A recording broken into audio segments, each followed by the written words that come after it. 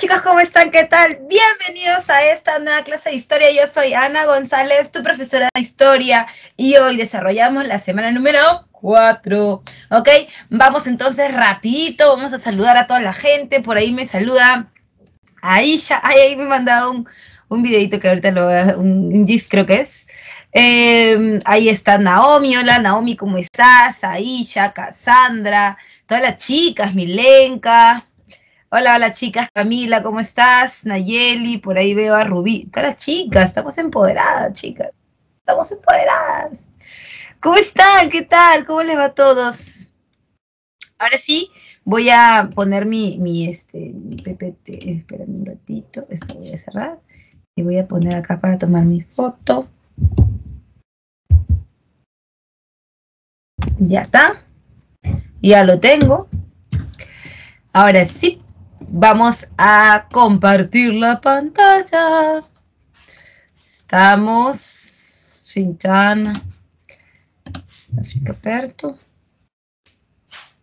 Perto. Ya. Ok. Entonces, dime por favor, confírmame si estás viendo mi pantalla, si estás viendo el PPT. Goodbye. A ver. Yes. Buen día, Fernando. Por ahí está. Sí, lo están viendo. Okidoki, entonces. Bien. Vamos con. Esta semana es la semana porque vamos a ir desde la Baja Edad Media hasta la primera revolución industrial en el siglo XVIII. Pasamos del siglo XIV al siglo XVIII. Alucina.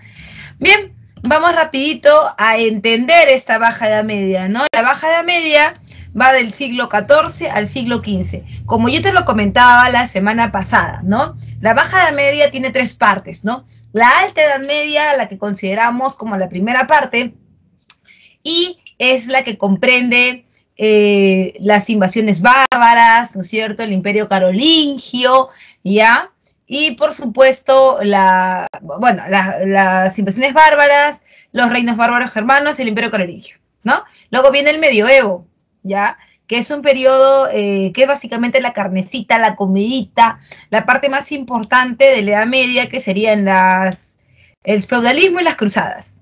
Y en la Baja Edad Media, en donde ya tenemos la última parte, que sería ya lo que nosotros conocemos como el renacimiento urbano y comercial, ¿no es cierto? Y ya pues la decadencia, el fin del periodo, ¿no?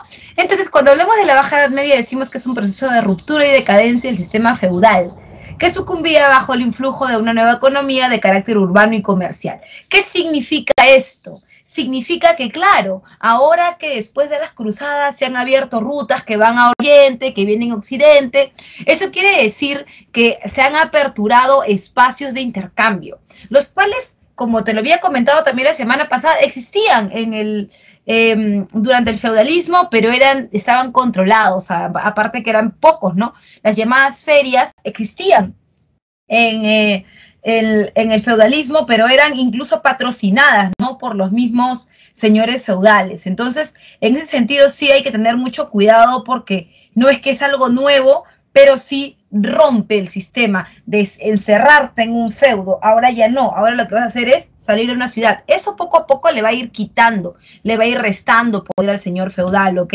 Y esa resta de poder va a generar entonces, un inconveniente más grande, porque no es que los señores feudales también van a desaparecer al toque, ¿ah? No, para nada, porque inclusive cuando ya estemos bien entrada en la edad moderna, los señores feudales todavía tienen cierto tipo de poder, pero obviamente el poder del rey es mucho más grande. Ahora, por otro lado, es interesante también determinar en qué sentido los señores feudales todavía mantienen su poder. Básicamente es un poder social, ¿no? Noble. Ahora, sí es cierto que hay una ruptura del sistema, pero no hay una eliminación de este entonces, ¿ok?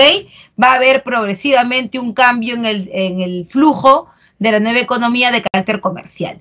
Por otro lado, hay varias causas que provocan la llegada de la Baja Edad Media. Por ejemplo, ¿qué causa, profe? Por ejemplo, hablaremos de la pequeña edad glaciar. Profe, explíqueme, ¿qué es la pequeña edad glaciar? Es el periodo de enfriamiento, es el periodo de grandes oleadas de bajas temperaturas que hay en Europa, ¿no es cierto?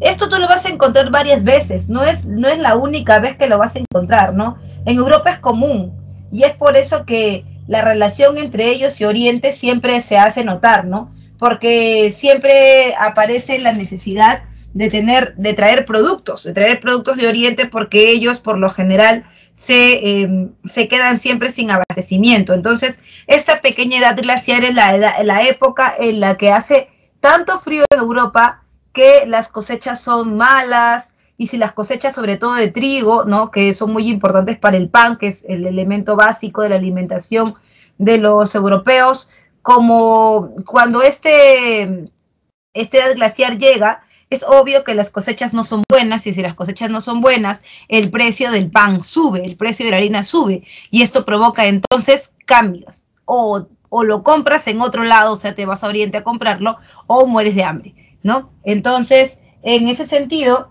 es que vamos a ver que ellos van a estar obligados a un intercambio con Oriente, ya no solamente con una ruta chiquita, ya no solamente de ciertas cositas que pueden ser hasta accesorios, ¿no?, sino que ahora sí van a necesitar el comercio fluido con Oriente, ¿ya? Ahora, además de esto, debemos decir que la reducción de la producción agrícola que te venía diciendo elevó los precios, también te lo he comentado, y que por obvias razones es como si fuera un dominó, ¿no? Hay problemas en el precio, primero hay problemas en la cosecha, luego problemas en el precio, hay que buscar precios más baratos, y eso obviamente viene de los graneros del Asia. Recuerda que entre los graneros más importantes del Asia, ¿no?, vas a encontrar los tártaro-mongoles y el granero más importante del mundo, que es la India, ¿no?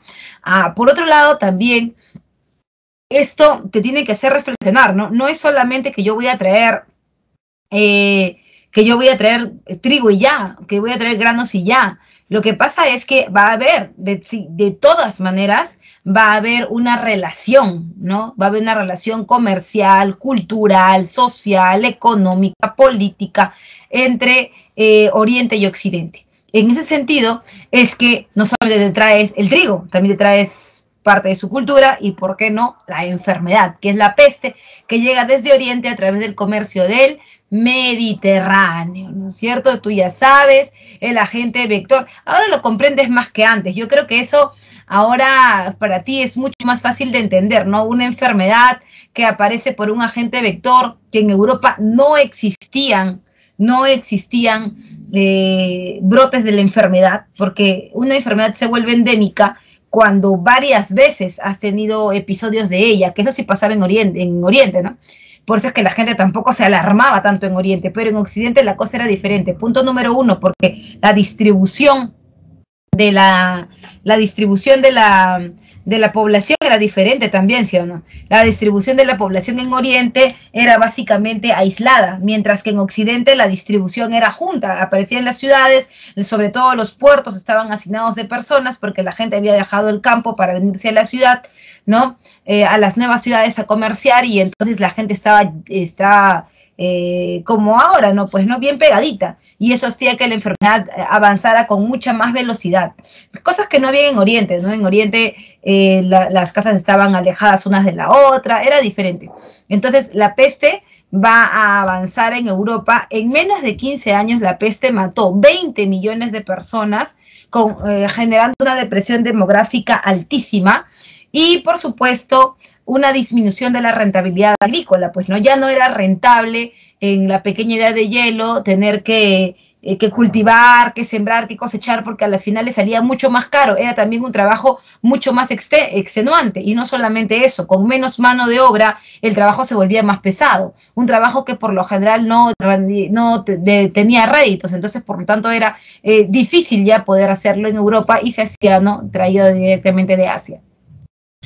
las revueltas campesinas justamente por estos problemas, ¿no? Alza de la harina hace que se alce el pan, al alzar el precio del pan, la gente va a reclamar, que es una de las causas también que vamos a ver siempre en las revoluciones, ¿no? Tanto como en la francesa, como en la rusa, etcétera, ¿no? Y por supuesto la elevación de precios de mercancías y la mano de obra que te le he comentado. Menos gente trabajando, más dificultad en el trabajo, hay un aumento en esa mano de obra, ¿no? Muy bien. Entonces, por otro lado, también debemos hablar del humanismo. Profe, ¿y por qué hablamos de frente ya baja edad media y diferente del humanismo? Porque no están peleados, jóvenes, recuerden, siglo XIV es el fin del... Estamos hablando en el aspecto económico, en el aspecto social, fin de la Edad Media, ¿no? Es la decaída de la Edad Media. Pero ¿qué está pasando en el aspecto cultural? ¿Qué está pasando en el aspecto del pensamiento? Claro, la Iglesia Católica se ha fortalecido de cierta manera al final de la Edad Media porque la peste ha hecho que la gente se quiera regocijar en alguien y ese alguien es Dios. O sea, no existe para ese momento la idea de Dios es malo, Dios no me quiere, no, sino al revés, ¿no? Ha generado el efecto contrario. Yo soy malo, Dios me está castigando, ¿no? Yo soy malo, entonces yo tengo que ir un poco más hacia Él. Entonces, esa absorción nuevamente de poder de la Iglesia Católica comienza a asustar, ¿no? En gran parte también a los burgueses, porque los burgueses, si bien es cierto, no están en contra de la Iglesia Católica, tienen algunas cosas que denunciarle, ¿no? Porque la Iglesia Católica te constriñe, la Iglesia Católica te limita en muchas cosas y la burguesía es libertad, ¿no? Económica, social, política, ¿ya? Es la semilla. Entonces, en ese contexto nace el humanismo, pero no solo ahí, sino que también hay que darnos cuenta que así como llega el trigo, así como llega la cebada de otros lados del mundo, en este caso de Oriente, también el pensamiento llega de Oriente. No podemos pensar en que solamente vamos a compartir el producto y ya, sino que en este periodo vamos a encontrar el humanismo que técnicamente es un movimiento intelectual burgués de corte literario y filosófico, ¿no? Básicamente esos dos. Es decir, estamos hablando de un sistema de pensamiento, eso, ideas, ¿ya? Humanismo, ideas, que sentó las bases del pensamiento moderno en Occidente y se originó en Florencia en el siglo XIV, una ciudad de burgueses, ¿no? Ahora, en cuanto a las causas del humanismo, uno, la prosperidad y autonomía de las ciudades italianas. Era obvio, ¿no? Porque esas ciudades italianas, que eran comerciantes, uno, tenían mucho contacto con Oriente, y dos, estaban buscando las libertades. Entonces, en el caso de Génova, Florencia, ¿no? Son ciudades que van a impulsar el humanismo. Y por otro lado, la invención de la imprenta. Ojo que no estamos hablando de cualquier imprenta, estamos hablando de la imprenta de tipos móviles. La imprenta de tipos móviles es diferente a la imprenta china, la silográfica, porque en este caso nosotros vamos a tener manejo sobre el discurso. Es decir, mientras que en la imprenta china es todo como si fuera un sello, ¿no? Y como que sellas el papel, ¿no? Toda la información que está acá adentro se va a repetir muchas veces, toda la información. Para que tengas otra página, digamos, tendrías que volver a hacer otro. Mientras que en la de tipos móviles de Gutenberg del siglo XV, ahí no, pues ahí tienes como fichitas, ¿no? Y las vas intercambiando, y eso hace que tú puedas tener 2, 3, 4, 5, 6 discursos diferentes, si tú quisieras, ¿no? O sea, tú eres el que arma, como si fuera un rompecabezas. Eso es bien importante porque va a generar la posibilidad de que la gente tenga información, ¿no? De primera mano. No que a mí me contaron, que yo... No, de primera mano y así como lo ha dado el autor. Entonces eso quiere decir que vas a poder acceder al pensamiento de los humanistas directamente, ¿no? Y además sin cambiar la información. Ya eres tú el que puede interpretar si quisieras, ¿no? Pero no cambiarás la información de origen.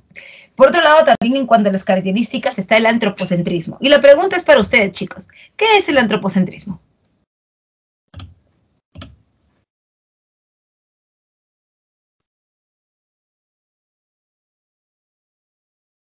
Ah, pero lo que pasa es que, claro, el agente vector, por acá me dice Frank, el agente vector, por supuesto, ¿no? El agente vector es la pulga, pero el huésped es la rata, pues. Porque las pulgas no llegan solas, ¿no? Cuando... para responder primero a la pregunta de Frank, sí, el agente vector tiene un huésped, y ese huésped es la rata, ¿no? Cuando los barcos llegan con grano a los puertos de las ciudades como Florencia, por ejemplo, las ciudades italianas, no es que las pulgas llegan solas, las pulgas llegan sobre las ratas, y las ratas son las que se proliferan dentro de la embarcación, porque en realidad las ratas están dentro de la embarcación, no porque se puedan meter en cualquier lado, sino porque justamente cargan grano, ¿no? Y donde está el grano, la semilla, ahí están los roedores. Entonces, es una cadena importante. No podemos decir, la que transmite la enfermedad es la pulga. Sí, pues es el agente vector, ¿no? Pero necesita todo el proceso para poder llegar. Si no, es como, ¿cómo llegarían? ¿Cómo se transmitirían, no? Es un poco difícil. Sobre todo porque es una infección que viene por el mar, ¿no? Sí, y también tomando en cuenta que no solamente son ellas, sino que las embarcaciones vienen no solo llenas de producto, sino también vienen llenas de gente, ¿no? Los marineros que vienen trayendo los cargamentos, ¿no? Y ahí es donde comienza el problema, ¿no? Las pulgas tienen como huésped a las ratas, saltan a los cuerpos humanos, están entre ellos, se contagian, ¿no? También el poco aseo es muy importante porque para la época todavía las ideas de Oriente, de aseo, de salud, todavía no llegan con mucha fuerza. Eso va a ser después, ¿no? Entonces, normalmente los europeos se bañan una vez cada 2 meses y con todo y ropa todavía mantienen las ideas de la Edad Media, ¿no? Entonces, es un problema complejo que tiene que ver con la salud, con un problema de salud pública, ¿no? De salud en general. Y sí tienes razón, las pulgas son las que transmiten, pero como te digo, pasan por todo ese proceso, ¿no? Por otro lado, también les preguntaba, ¿no? ¿Qué es el antropocentrismo? Y la gente respondía súper bien y decía, se enfoca en el hombre como centro de todo, el hombre es el centro de todo, ya, pero ese ser hombre como centro de todo significa que lo más importante es estudiar cuáles son los problemas del hombre. Eso es lo más importante, ¿no? Estudiarlo en todos sus aspectos. Y también entender que vamos a transmutar de un periodo en donde Dios lo es todo, a un periodo en donde el hombre es responsable de todo, ¿no? Mientras que en la Edad Media, ¿no? En la alta Edad Media y en el Medioevo, el hombre, Dios, disculpa, es el centro de todas las cosas, es el creador, es el que, si te pasa algo bueno, es por Dios, si te pasa algo malo, es por Dios, pero lejos de eso, ¿no? No están diciendo que la tierra la crea el hombre, ni que no el centro, no. O sea, ahí siguen en la idea, no están rechazando la idea de Dios. Lo que sí está pasando es que están reformulando cómo esto se transmite a los seres humanos, ¿no? Los seres humanos entonces tendrán libre albedrío, ¿ya? O sea, podrán ellos mismos determinar qué es lo bueno y qué es lo malo. Si me pasa algo bueno es porque yo hice esto. Tiene causas, tiene consecuencias.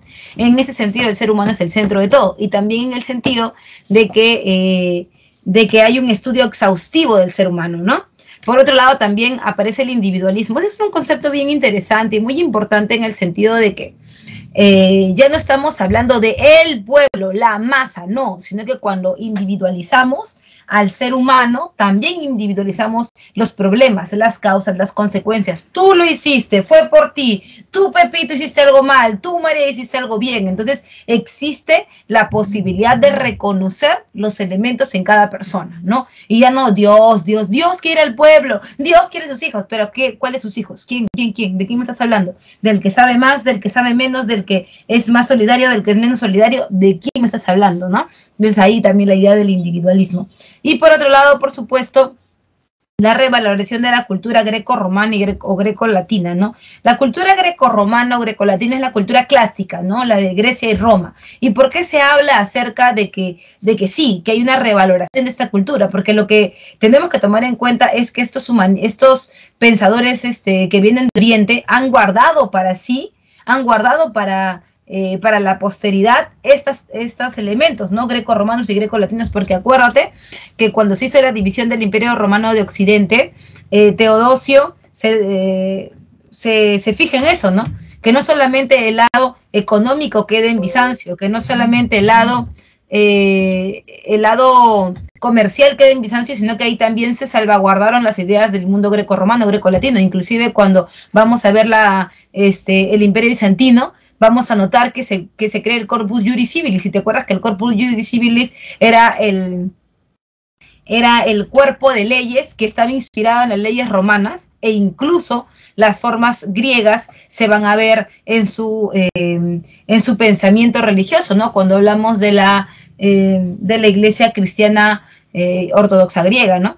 Y además también es muy, muy sencillo poder identificarlo en el humanismo, el sistema greco-romano, greco-latino, porque se utilizan ideas de sus pensadores, de sus filósofos, como por ejemplo de Protágoras. ¿Te acuerdas qué decía Protágoras?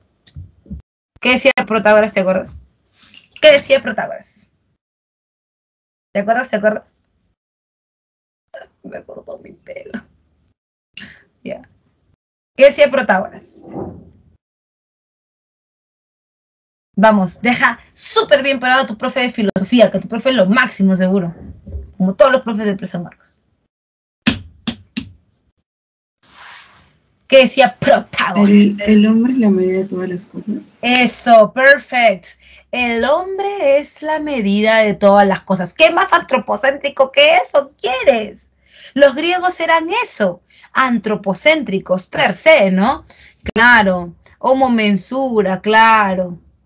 Claro que sí, el hombre es la medida de todas las cosas, recontra antropocéntricos los griegos. Por otro lado, también recuerda, hay un rechazo a la escolástica, entendiendo la escolástica como un sistema filosófico, ¿no? Prácticamente argumentativo, en donde la Iglesia Católica quería tapar todo, ¿no? O sea, la escolástica reconoce la razón al servicio de la fe, es la que le da sentido a la Iglesia Católica durante la Edad Media, ¿no? No, pero ¿cómo la Virgen María se va a embarazar si Dios no ha venido? No, cállate, es un misterio, ¿no? No, que ella es la ser elegida, que no sé cuánto. La escolástica hace eso, ¿no? Apuntala intelectualmente, justifica teóricamente a la Iglesia Católica, ¿no? Pero eso se va a eliminar. ¿Por qué? Porque se busca un sistema más racional. Eso es como si fuera la semilla, el germen de lo que luego va a ser el sistema protestantista y finalmente la Ilustración, pues, ¿no? En cuanto a los representantes, está Francesco de Petrarca con Cancionero, Giovanni Boccaccio con Decameron, ¿no? Y Erasmo de Rotterdam con el Elegio de la Locura y Tomás Moro con la Utopía. Cuando hablamos, por ejemplo, de Giovanni Boccaccio, decimos que el Decameron el Decameron es una denuncia pública, ¿no? El Decameron es como desnudar a la Iglesia Católica delante de todos. ¡Ojo! Lo que está buscando no es eliminar a la Iglesia, sino hacer ver los elementos que están podridos dentro de la Iglesia Católica.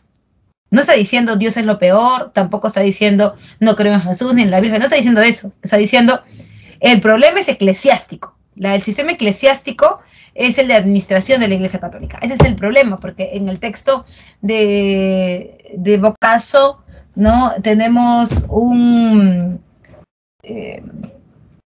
escenario supuestamente de imaginación, ¿no? Un escenario que es un monasterio en donde hay curas que fornican con monjas, monjas que abortan, curas que beben hasta desmayar. Entonces, eso que todo el mundo sabía que pasaba, Giovanni Boccaccio lo pone como imaginativo en un texto. La Iglesia Católica obviamente salta hasta el techo y dice, ¿cómo es posible que se venga a decirnos estas cosas, a llamarnos unos tales por cuales? ¿Cómo es posible que no sé cuánto? Y Boccaccio le dice, oye, aguanta, pero o sea, ¿qué está pasando? De hecho, no sé qué está pasando. Yo nunca he dicho que la Iglesia Católica como que ustedes sean, ¿no? ¿Quién ha dicho? No, ese es un texto que a mí se me ocurrió en mi imaginación. Yo no he dado nombres, ¿ah? ¿Cómo? ¿Que sí son? No, ¿en serio? ¿En serio? Ah, ya, me estoy equivocando. Entonces no son. Entonces, ¿por qué se arañan si no son? Y ahí la Iglesia Católica está buscando, pues, ¿no? Ahora la gente prácticamente lo mira y se burla, pues, ¿no? Y dice, sí es cierto, todo el mundo lo sabe. Y comienza la idea esta de indagar, de dudar de la Iglesia Católica, ¿no? Que se va gestando hasta bien entrado el siglo XVIII. Seguimos y hablamos entonces ahora del Renacimiento. Cuando hablamos del Renacimiento decimos que esto es como una consecuencia, ¿no? Entre el siglo XV y el siglo XVI el Renacimiento pone en práctica las ideas del humanismo. Es decir, trata de llevar, ¿no? De llevar a la vida real lo que el humanismo pensaba. Y ahí está claro que es un movimiento de renovación cultural que surge en Italia y se desarrolla en Europa Occidental, abarcando principalmente las artes plásticas. Principalmente las artes plásticas, porque tenemos otros espacios como por ejemplo la ciencia, con Leonardo da Vinci, que vamos a ver en un ratito, ¿no? O sea, no es que el Renacimiento solamente pone en práctica, ya voy a pintar, voy a hacer escultura, no, sino que existen medios, espacios donde es también importante relevar, ¿no? Su participación. Por otro lado, también entre las causas está la acción de los mecenas y donde sobresalen los Medici. La pregunta es, ¿quiénes son los mecenas? ¿Qué son? ¿Qué es un mecenas? Antes de quiénes. ¿Qué es un mecenas? Antes de decir quién, decimos qué. ¿Qué es un mecenas? A ver. ¿Qué es? ¿Qué es? No quién es, sino qué es.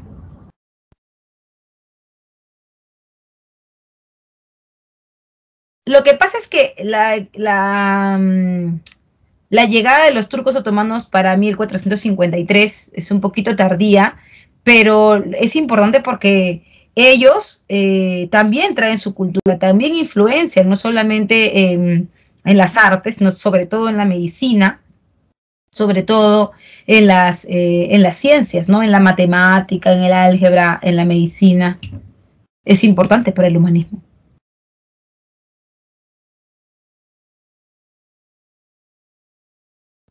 Claro, los mecenas son los patrocinadores. Son como los sugar daddies, ¿no? De los artistas, ¿ya? Los mecenas son estas personas que apoyan al artista financieramente hablando, ¿no? O sea, ya hay que decirlo, ¿no? Es el padrino, el patrocinador, claro, es como un patrocinador, como un sugar daddy, como tu sponsor, ¿no? Algo así. El que tú, o sea, tú por tu cuenta, pues tampoco no eres un millonario, pues no, tú por tu cuenta no nada, pero ellos te dan el billetito. Ahora, la pregunta es ¿por qué? Primero, ¿quiénes? ¿Quiénes son mecenas? Ya sabemos que ¿qué es un mecenas? No un patrocinador. Ahora, ¿quiénes pueden llegar a ser mecenas? ¿Quiénes podrían llegar a ser mecenas? ¿No? Comienza yo. Los burgueses, ¿no? Los burgueses son mecenas. ¿Quién más? ¿Quién más? A ver. Ellos, mira.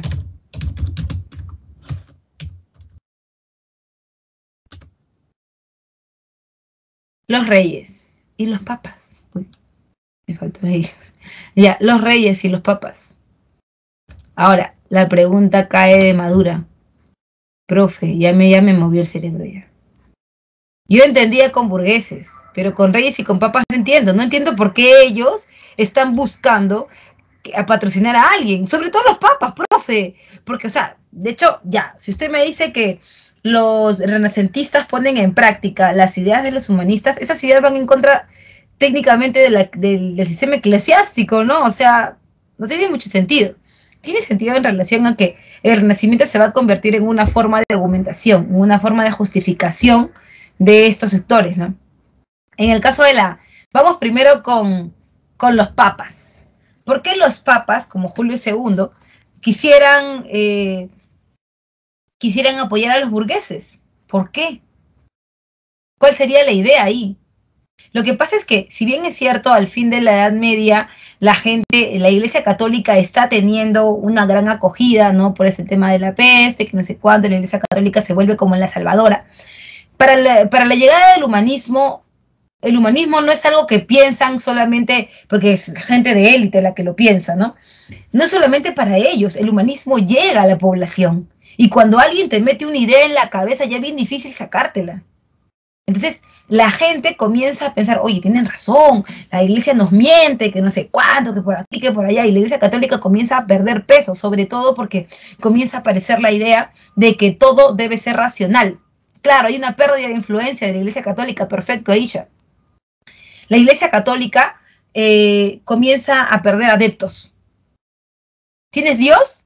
Ah, ya. A ver, ¿quién es? ¿Dónde está? Nunca lo he visto. Si no lo puedo ver, no existe. Ver para creer, ¿no? No existe. Entonces ya no quiero nada contigo. Y la Iglesia Católica necesita solucionarlo, pero ya, porque eso no se lo va a quitar nadie a la gente de la cabeza. Tienen que solucionarlo ya. Y la única forma es el Renacimiento. Ahí ves a un Michelangelo pintando la Capilla Sixtina, la creación del mundo, Adán, que no tenía rostro, Adán, que no tenía cuerpo, con Dios, por fin tienes la representación de Dios así, dedito con dedito, ¿sí o no? Así como echado Adán y Dios también, así dedito con dedito. Entonces, sí hay una utilidad. Virgen María, ¿quién será esa? Si no la veo, no existe. Sí existe. La pietà, ¿no? La piedad. La Virgen María con una cara muy joven, ¿no? También esa es la idea de la belleza, ¿no? Muy joven, sosteniendo a su hijo, también joven, ¿no? Lo han bajado de la cruz y que está prácticamente en su lecho de muerte y ella lo está mirando tan humana, tan natural, tan real, como los humanistas dicen, ¿no? Todo gira alrededor del hombre, alrededor del cuerpo, alrededor de la realidad, de los sentidos. Entonces la Iglesia Católica necesita eso. Necesita eso. Y obviamente los curas van a echar mano de eso. De ahí es que tú vas a ver una gran representación, una representación exacerbada prácticamente de las imágenes durante el Renacimiento, ¿no? Y también pues el caso de los reyes, ¿no? El caso de los reyes, la idea es que, como tú sabes perfectamente, en la Edad Media también habían reyes, pero su imagen prácticamente estaba anulada por los señores feudales. Ahora se tiene que saber quién es él, por todos lados, estatuas, pinturas, ¿no es cierto?, para que la gente te reconozca, para que la gente se entere de tu poder. Y en el caso de la burguesía es importantísima la aparición de la banca, ¿no? Cuando aparece la banca y el comercio, sobre todo la banca, es interesante tomar en cuenta que eso significa que tú necesitas tener prestigio. Es como ahora, ¿no?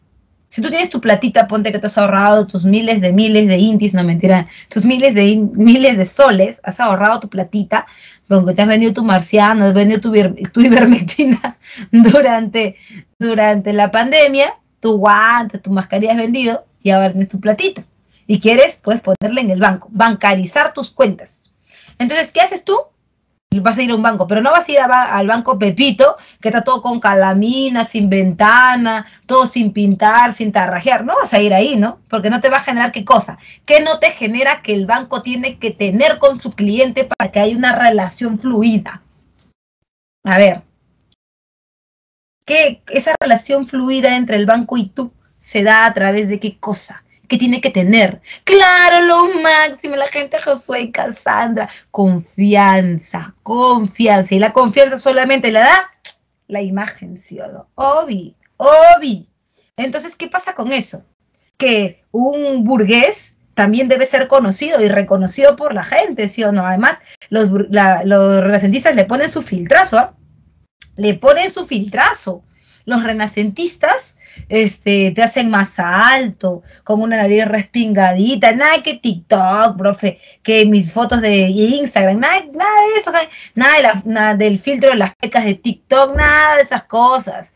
Ese es el verdadero filtrazo, ¿sí o no? Cuando los veían por la calle, ¿qué es esta cochinadita? ¿Un Eichi? Parece, ¿no? Entonces, pero sí, existe esa idea, ¿no? La idea de la representatividad y la imagen, ¿ok? Es muy importante. O sea, profe, que antes de que me dijeran que sí, que tú eres puro filtro, que cuando te veo en vivo y en directo pareces la versión sin HD, o sea, ya tenían ellos, claro que lo tenían hace rato, ¿sí o no? ¿Ya? En cuanto a las características, hay el culto de la belleza física, que esto es muy griego, ¿no? El culto de la belleza física, sobre todo el cuerpo de los hombres, ¿no? Y por otro lado, la perspectiva y el naturalismo. No hay nada más humano, no existe nada más natural que estas formas de representar, ¿no? Pareciera, está hecho de mármol, o sea, ni siquiera tiene pintado los ojos, pero pareciera que te está mirando, ¿no? La Virgen tiene expresión, es una piedra con expresión, ¿no? Y eso significa la perspectiva y naturalismo. Hay una integración entre lo profano y lo religioso, el cuerpo, que es lo profano, y lo religioso, que es el sentido de la imagen, ¿no? El sentido de la Madre de Dios, la Virgen, Madre de Dios, con Jesucristo, Hijo de Dios, ¿no? Entonces sí, existe una idea de lo profano y religioso juntos que antes no se hubiera podido dar porque solamente era una idea que hasta era de herejes pensar en representarla, ¿no? Entonces sí, inclusive hay un regreso a lo greco-romano y greco-latino aquí también, porque tú te vas a dar cuenta perfectamente que estas figuras, como por ejemplo esta de Miguel Ángelo, que es el David en ¿cómo se llama? Hecho en el David hecho en mármol, ¿no? Porque hay otro, que es el David hecho en bronce, ¿no? De Rafael Sanzio. Cuando tú lo ves así, dices, esta pieza me parece una pieza básicamente griega, ¿no? Mira, más humanista que esto, más naturalista que esto no hay, ¿no? Prácticamente ha dibujado o ha esculpido en este caso cada músculo, tiene los genitales, la forma de la mano, mira la posición de la mano, la posición del cuerpo, ¿no? Aunque no está pintado, pues parece real, ¿no? Y parece griego. O sea, eso hay que reconocerlo.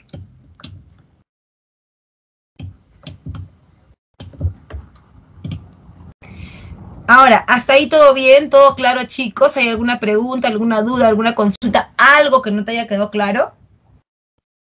Déjamelo saber, por favor, en el chat para seguir avanzando. Hoy tenemos muchas cosas que hacer.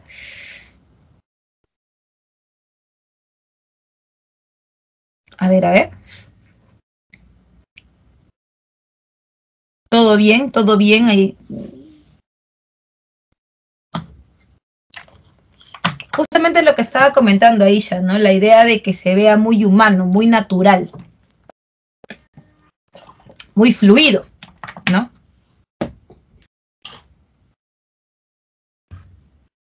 Las ciudades italianas son estos lugares en donde el comercio va a comenzar a florecer, ¿no?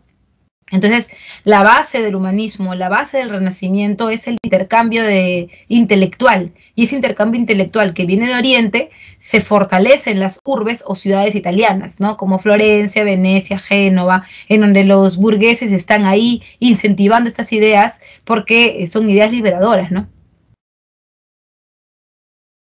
No, lo que pasa es que Italia es el centro de recepción, ¿no? La península es el centro de recepción por el Mediterráneo. Creo que acá hay un mapa.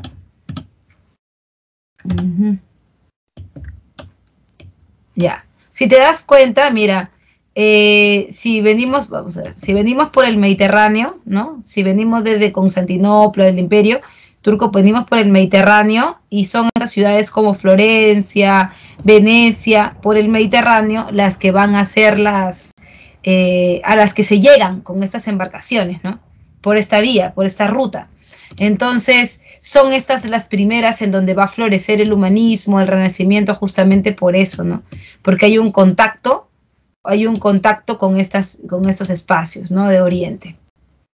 No solo por el Mediterráneo, también por tierra firme, ¿sí?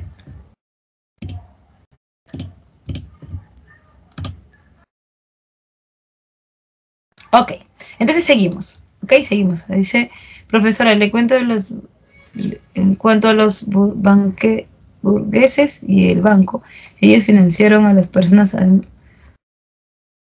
No financian a nadie.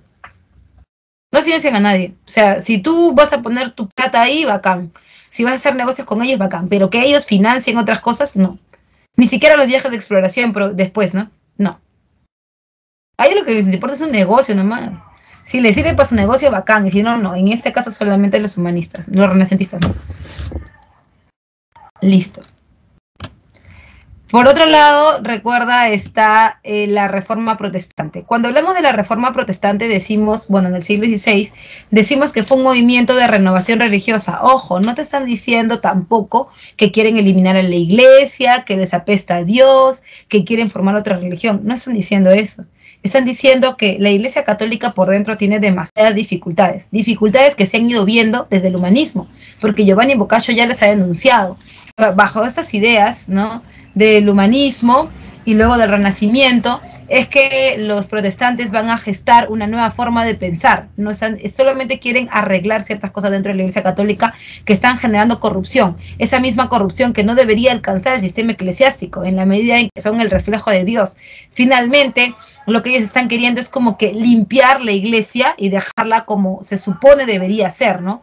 Para esto tenemos, por ejemplo, algunas causas de este movimiento que busca corregir la corrupción de la iglesia y que surge en Alemania en el siglo XVI. Por ejemplo, tenemos las ideas, la crítica humanista en Europa que te estaba comentando, ¿no? Esto ya no nace con ellos, esto nace con los humanistas, con Boccaccio, con Tomás Moro, ¿no?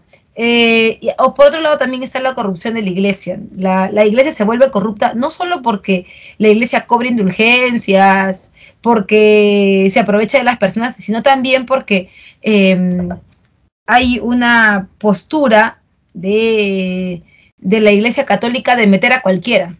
O sea, ya, tú eres el hijo de tal persona que tiene plata, ven para acá, tú vas a ser cura, pero si ni siquiera ha hecho estudios, no ha ido a la academia, ¿no? La academia es el lugar en donde se van a gestar las ideas teóricas, ¿no? Que luego van a pasar a ser los seminarios. Entonces, no existe una preparación, no existe una base que diga, tú tienes más conocimiento religioso que yo.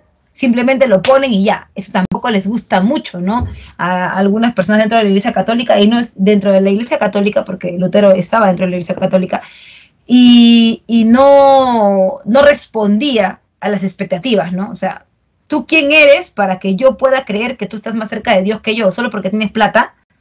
O sea que porque tu papá tiene dinero para pagarle al obispo, al arzobispo, para que tú seas un cura de clase alta, o sea, un cura de mediano poder, solo por eso no tiene sentido, ¿no? Por otro lado también está la excesiva riqueza eclesiástica. Efectivamente, la Iglesia Católica se llenaba de dinero, no solamente porque vendían indulgencias o porque los reyes aportaban a sus servicios, sino porque existía esto, ¿no? La compra y la venta de espacios dentro de la Iglesia Católica, como por ejemplo, no solamente en el espacio masculino, sino también en el femenino, ¿no?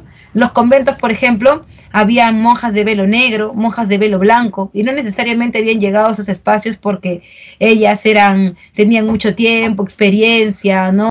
Relación con Dios, no. Muchas de ellas llegaban a esos espacios de dominación solo por su dinero. Eso vamos a verlo mucho en el siglo XVI, XVII en el Perú, ¿no? Que sobre todo XVI, finales del XVI y comienzos del XVII, muchas mujeres de familias muy importantes que están ahí porque no se quieren casar o porque todavía no ha llegado el momento de hacerlo, no porque ellas no quieran, sino porque su familia no las quiere casar todavía, porque están buscando un buen partido y las van a meter al convento. En el convento van a llegar a ser monjas de velo blanco, monjas de velo negro, mujeres con mucho poder, ¿no? Pero no porque ellas quieren estar ahí, y tampoco porque tengan vocación, y tampoco porque tengan conocimiento, sino básicamente porque eso da prestigio a su familia y obviamente la Iglesia Católica lo aprovecha, ¿no? Mujeres que entran, monjas de velo blanco, de velo negro, que entran con esclavas, que entran con indias a su servicio, ¿no? Entonces, ¿de qué estamos hablando? De un negocio, de eso estamos hablando. Eso es lo que apunta Lutero, ¿no? Por otro lado, también el detonante es el momento en el que el Papa León X generalizó la venta de las indulgencias, ¿no? ¿Qué es una indulgencia?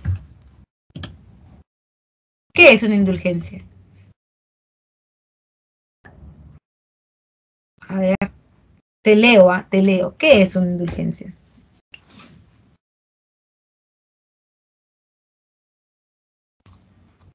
¿Ya?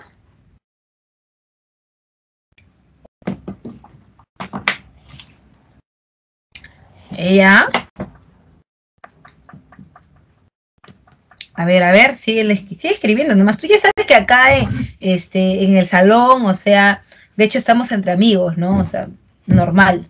Lo que tú pienses tampoco está mal, por si acaso, ¿eh? Siempre es como la reforma protestante, ¿no? Siempre se puede mejorar. A ver.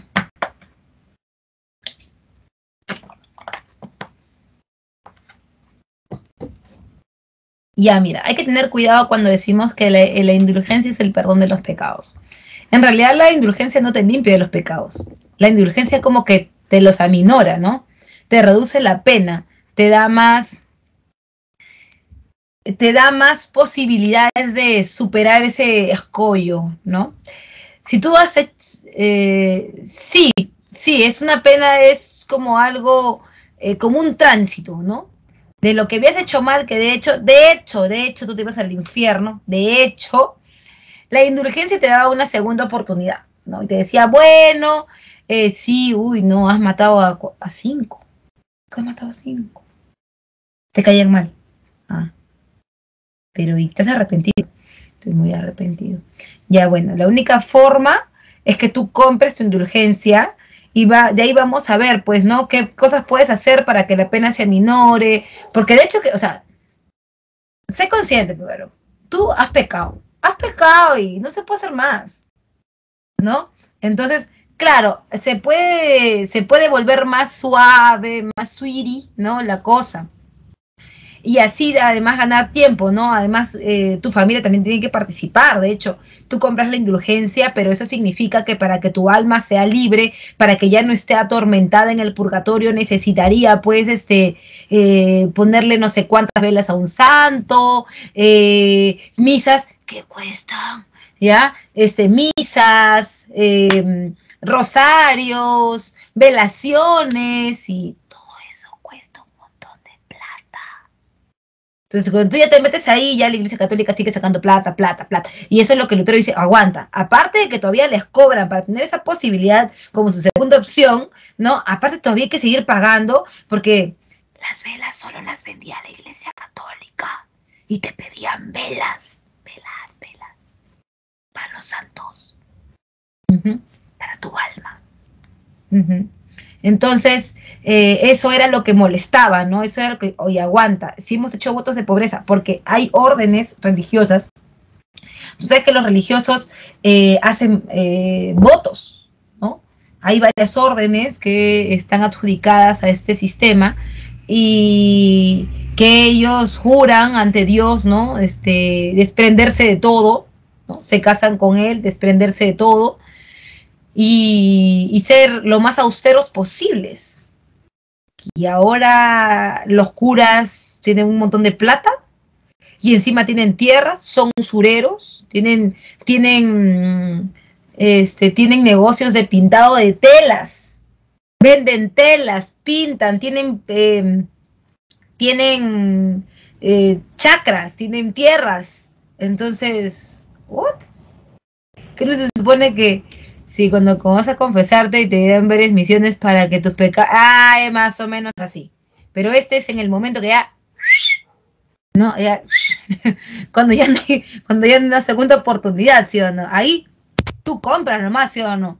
Para no quemarte en el fuego del infierno, pues joven, porque además a ti ya te han metido en la cabeza, la Iglesia Católica durante toda tu vida te ha metido en la cabeza que el infierno es lo peor. Hasta hay pinturas sobre eso, joven. Hay pinturas. Hay cosas que dice la Biblia que es horrible, que por toda la eternidad vas a sufrir y tú no quieres sufrir por toda la eternidad. Mejor da tu chivilín, ¿no? Mejor da tu billetito, ¿ya? Para evitar, pues, tú sabes, sufrir por siempre, ¿ya? Sí, sí, sí. Por otro lado, es importantísimo también determinar a estos intelectuales, ¿no? Allí está, por ejemplo, discúlpame que se ha ido un poquito para abajo, ya. Ahí tenemos al luteranismo, ¿no? Las ideas de Martín Lutero. Él propone que la fe es la única fuente de la salvación. No la indulgencia, no el cura que te va a dar la misa, no nada de esas cosas. No tienes por qué pagar. ¿Por qué tienes que pagar por algo que es gratis? El perdón de Dios, la reducción de las penas son gratis mientras tú tengas una relación directa con Dios y se lo pidas sinceramente de todo corazón y te arrepientas. No tendrías por qué dar nada, y menos a la Iglesia Católica. El rechazo a los 7 sacramentos, solamente se quedan con 2, ¿no? El bautismo y la común unión, porque son los 2 en los que tú recibes directamente a Cristo, ¿no? Ahí tienes, por ejemplo, el bautismo, ¿no? El bautismo en donde te conviertes en un cristiano, ¿no? Y la común unión en donde recibes el cuerpo de Cristo. Entonces, ¿para qué necesitarías más? No tiene mucho sentido. ¿Quieres ser católico, cristiano, católico, apostólico y romano? Bueno, esa es la vía, ¿no? ¿Para qué más? El calvinismo de Ginebra, el calvinismo que se desarrolla en Ginebra, Suiza, en donde Juan Calvino habla acerca de la predestinación divina, ¿no? Y dice que existe un grupo ya, o sea, olvídate, ya fuiste ya, no estás, búscate en la lista, si no estás, ya fue ya, ¿no? Es un grupo de gente que ya está tocada por Dios, ¿no? Son 344,000 el número, me parece. Bueno, pero entonces yo para que ya entonces vaya a hacer lo que ellos dicen. Ya no, pues ya, si ya no me ha tocado, yo me estoy buscando la lista y no alcanzó vacante. No, mentira, disculpa. No estoy en la lista, profe, no estoy en la lista. Entonces, ¿ya para qué voy a seguir a él? Ya no, ya. No, pues que siempre hay posibilidades, ¿no? Dios es bueno, contemplativo. Siempre hay posibilidades de repechaje. Y luego está la negación de la jerarquía eclesiástica. ¿Cómo es posible que existan niveles? ¿Por qué van a existir niveles? ¿Que acaso uno está más cerca de Dios que el otro? ¿Que acaso yo estoy más lejos de todos ellos de Dios? ¿Que todos ellos de Dios? No, pues no puede ser así. Si hay alguien que debe existir entre Dios y los hombres, es el pastor. Porque el pastor va a guiar a sus ovejas hasta Dios. No es que si no pasa por él o por él o por él no llegas. No. Solo existe un camino. Y ese camino es el que el guía o el pastor te va a dar, ¿no? Y por otro lado está el anglicanismo de Enrique VIII, que rompió relaciones con la Iglesia Católica a través del Acta de Supremacía. En el caso de Enrique VIII sí hay varias cosas que decir. Él era rey de Inglaterra y los matrimonios eran muy importantes, ¿ah? Porque eso permitía acumular tierras, permitía dominar territorios que antes no se habían dominado. Y en el caso de él, la dote de su esposa, Ana Bolena, era insuficiente ya. Quería los territorios del norte de Francia. Y para ello, entonces, necesitaba casarse con otra, porque Ana Bolena le había dado los territorios del sur de Francia, entonces le faltan del norte. Así que mejor era casarse con otra mujer a ver si le da la dote, ¿no? Deja a Ana Bolena, se queda con su dote, porque el hombre es el que administra la dote de las mujeres. La Iglesia Católica no se lo permite. No, pero ¿por qué te voy a divorciar? ¿Pero qué ha hecho la mujer esta? No ha hecho nada, no. Entonces, ¿qué ocurre con eso? Que finalmente tenemos la expulsión de Enrique VIII de la Iglesia Católica y la excomunión, obviamente, ¿no? Y a través del Acta de Supremacía, él dice, bueno, si me excomulga, que me excomulgue, me da lo mismo, ¿no es cierto? y él crea su propia iglesia. Ahora, profesor, ¿eso se podía hacer? Sí se podía hacer, porque en la Reforma Protestante se van a llegar a cabo enfrentamientos, ¿no? Enfrentamientos entre los que estaban a favor y los que estaban en contra de la Reforma. O sea, claro que él se adelanta un poco, ¿no? Pero luego vas a encontrar la Liga de Nuremberg y la Liga de Esmalcalda, que son ligas, que son grupos de reyes y príncipes que están divididos, ¿no? Los que están a favor de la reforma y los que están en contra. Enrique VIII se adelanta un poco a la cuestión, pero forma una iglesia nacional. Estas ligas de Nuremberg y la Liga de Esmalcalda, que forman parte de la Dieta de Worms, que vamos a ver en un ratito, decían justamente eso, ¿no? Ya, ¿por qué pelean tanto? No peleen. Ya. Ustedes, los reyes, pueden formar sus iglesias nacionales, y eso es lo que Enrique VIII se adelanta y hace, ¿no? A través de la acta de supremacía, Enrique VIII es el jefe político, el rey de Inglaterra, pero además también es el jefe de la iglesia anglicana, ¿no? Ahora, por otro lado, también está la contrarreforma religiosa. ¿Qué es la contrarreforma? Es la respuesta, pues, es la respuesta de la Iglesia Católica. ¿Tú crees que la Iglesia Católica se va a quedar así tranquila, sabiendo que le están prácticamente atacando? No se va a quedar tranquila, pues, ¿no? Entonces, esa contrarreforma es un movimiento de autocorrección, ¿no? Oye, pucha, el Martín Lutero se ha dado cuenta, ¿qué cosa? De que estamos sacando plata, y que eso no está bien para la Iglesia Católica. ¿Y ahora qué hacemos? No lo sé. ¿Qué tenemos que hacer? Tenemos que ir en contra de ellos, tenemos que hacerlos ver frente a la gente como que ellos son los desgraciados, los demonios. Ellos, ¿cómo se les ocurre corregir así? Claro que también vamos a corregir de todas maneras, porque la gente ya se dio cuenta. Pero tenemos que hacerlos quedar mal. Y es por eso que aparece la contrarreforma. Una forma como de darle un golpe también a los reformistas, no dejarlos avanzar, ¿no? Hay muchas cosas en juego para dejarlos avanzar, ¿no? O sea, si sus ideas avanzan, si la gente comienza a comprender sus ideas, se daría la Iglesia Católica de bruces, ¿no? Porque perdería ciertos espacios, ya que sus justificaciones, sus ideas caerían como una papa, ¿no? Porque le han dado un batazo los reformistas. En cuanto a la contrarreforma, es un movimiento de autocorrección y renovación de la Iglesia Católica para frenar la expansión del protestantismo. Eso es lo que busca, frenarla. Mira, esta imagen que tú ves acá, sin chequear esto, no lo chequees, ya lo viste, pero no lo chequees. Ya. Esta imagen, ¿quién crees que es? Esta cabeza que está acá.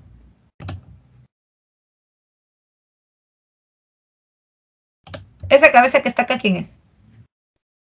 La Iglesia Católica, ¿no? Ha puesto acá un demonio y por su oreja está, o sea que el demonio habla a través de él.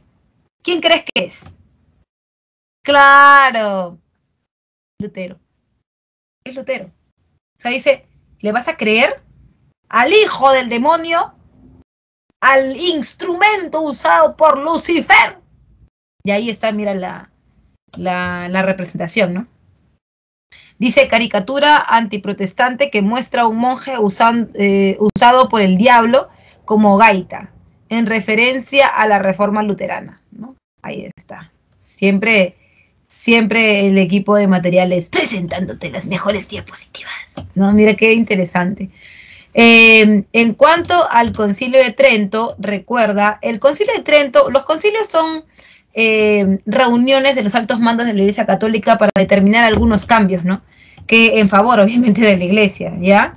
Y allí, por ejemplo, tenemos, vamos a verlo por acá un poquito, vamos a ponerlo, centrarlo, ya. Ahí tenemos, por ejemplo, la creación del índex, ¿no? ¿Qué medidas se toman para evitar que sigan avanzando los protestantes? En el Concilio de Trento se crea el índex. El índex es una lista, es como, es una lista de libros prohibidos. Libros que la gente no debería leer, sobre todo en América. Porque ya para el siglo XVI, o sea, la segunda parte del XVI, ya están acá, o sea, para las expediciones de Pizarro al Tahuantinsuyo son del 24 al 26, o sea, el primer viaje, ¿no? y ya estaba 1492, ya estaba acá Cristóbal Colón, ya habían pasado por Panamá, habían ido a Centroamérica, o sea, habían cosas que perder. Por eso el comercio, había que poner un pare, no solamente en Europa, sino también acá en América, ¿no? Había que poner un pare porque ¿con qué justificación habían venido los europeos a América? No solamente hablemos de los españoles, ¿eh? Hablemos de los europeos. ¿Con qué justificación habían venido? ¿Qué te habían venido a decir? ¿Que te habían venido a robar? ¿Eso te habían dicho? ¿Que te estaban robando? ¿Que querían tu oro? ¿Que querían tu plata? ¿Qué querían de ti? ¿Qué te habían dicho? ¿Qué flora te habían metido?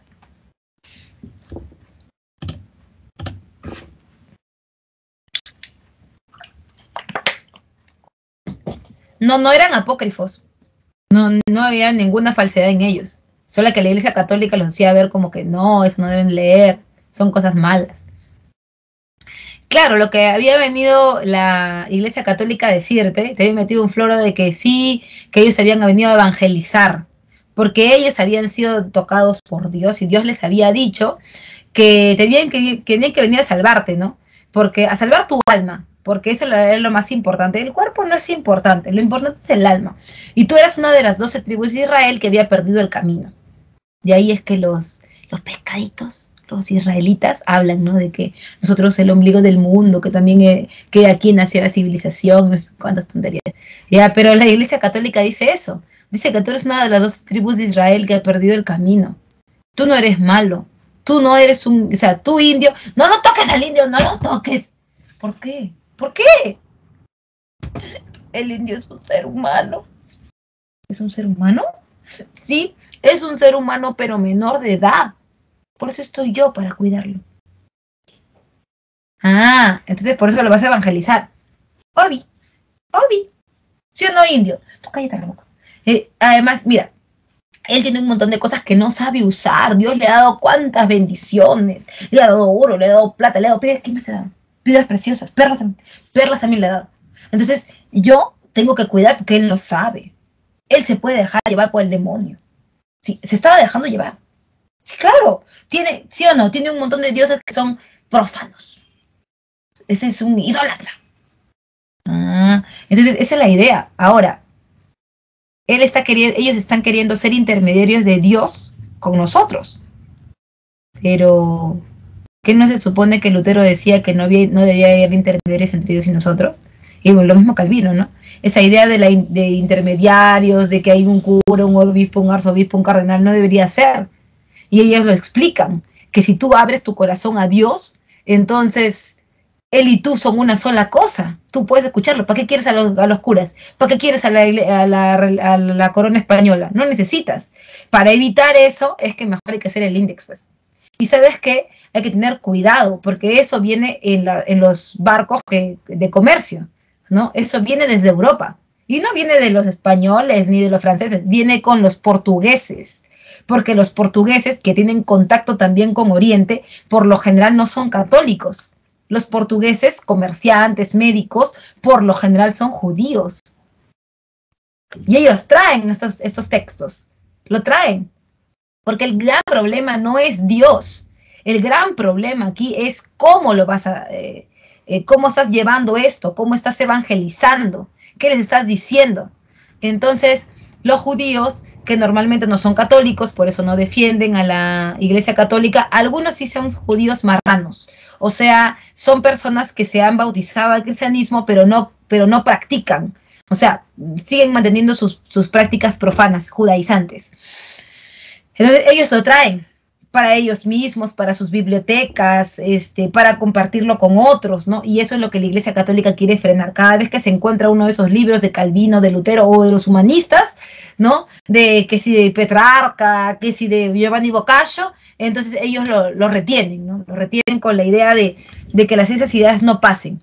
Eso es un poquito difícil, pero logran frenarlo, no los logran frenar, ¿no? Del todo, pero sí van a controlarlos.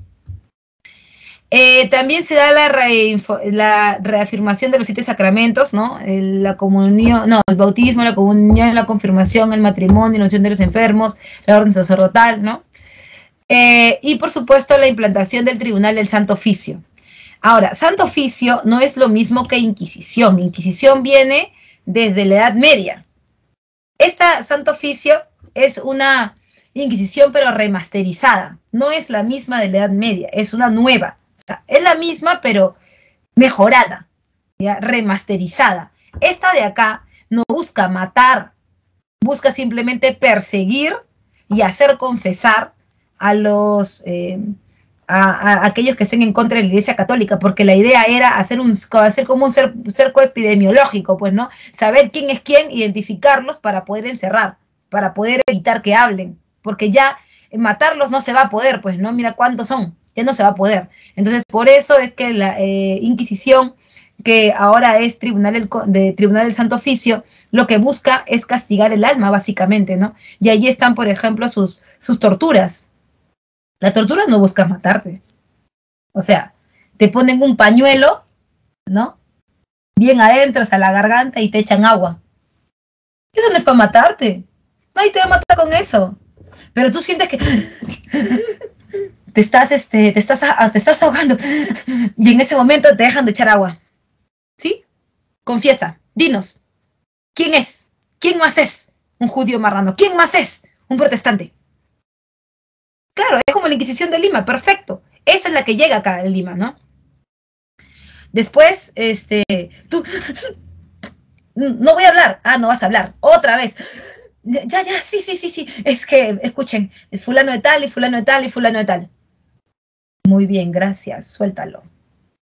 Por si acaso tienes un juicio con nosotros. Aparte que eso no es para todos. Santo Oficio no es para todos. Santo Oficio, Inquisición Santo Oficio, es solamente para los blancos. Acá en América, por ejemplo, ¿no? Es solamente para los blancos. Porque un indio no va a Santo Oficio. Un indio no está en los tribunales inquisitoriales. Un indio está en extirpación de idolatrías. Porque el indio no sabe que eso está mal. O sea, él recién está aprendiendo.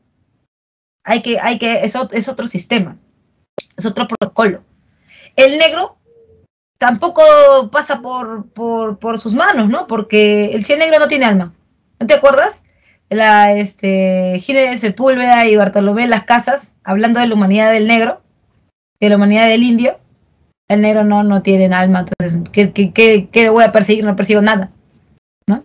Y así, ¿no? Entonces hay que tener cuidado. Inquisición, ya lo vamos, no voy a entrar más ahí porque cuando veamos Santo Oficio, Inquisición en el Perú, que es la próxima semana, ahí sí, voy a ir con todo, ¿ya?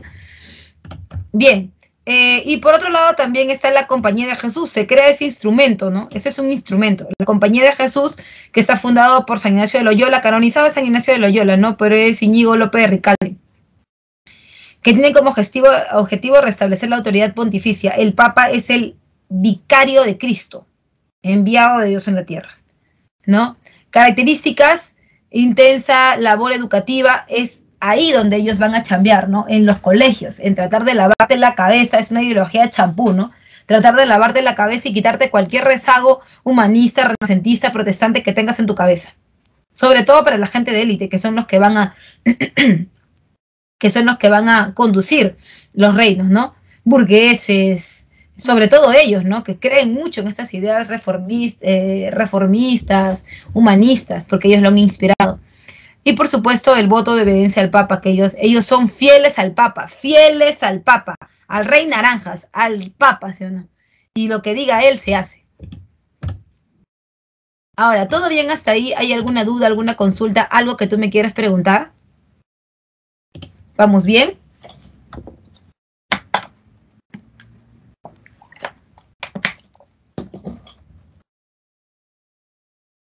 ¿Vamos bien, muchachos? ¿Tienes alguna duda? Por favor, házmela saber. Quisiera que todo te quede claro. Y aprovecho estos minutos también para volver de invitar. Todas las semanas yo te invito, ¿ah? Yo te invito, no te veo, ¿ah? O por lo menos no sé. No te he reconocido. Pero, nada, te invito como todas las semanas a que puedas utilizar tu sistema multichat. El multichat es lo máximo, porque puedes ser tú mismo, puedes ser libre, ¿ya? Ahí están los profes que siempre están muy atentos a todas tus preguntas.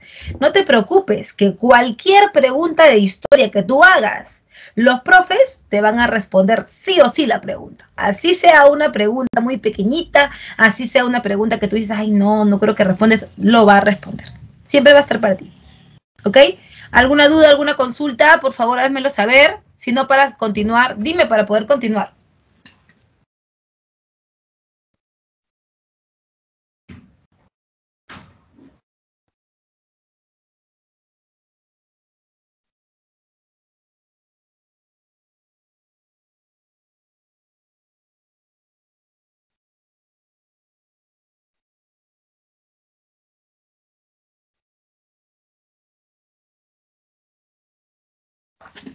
¿Todo claro? ¿Todo claro?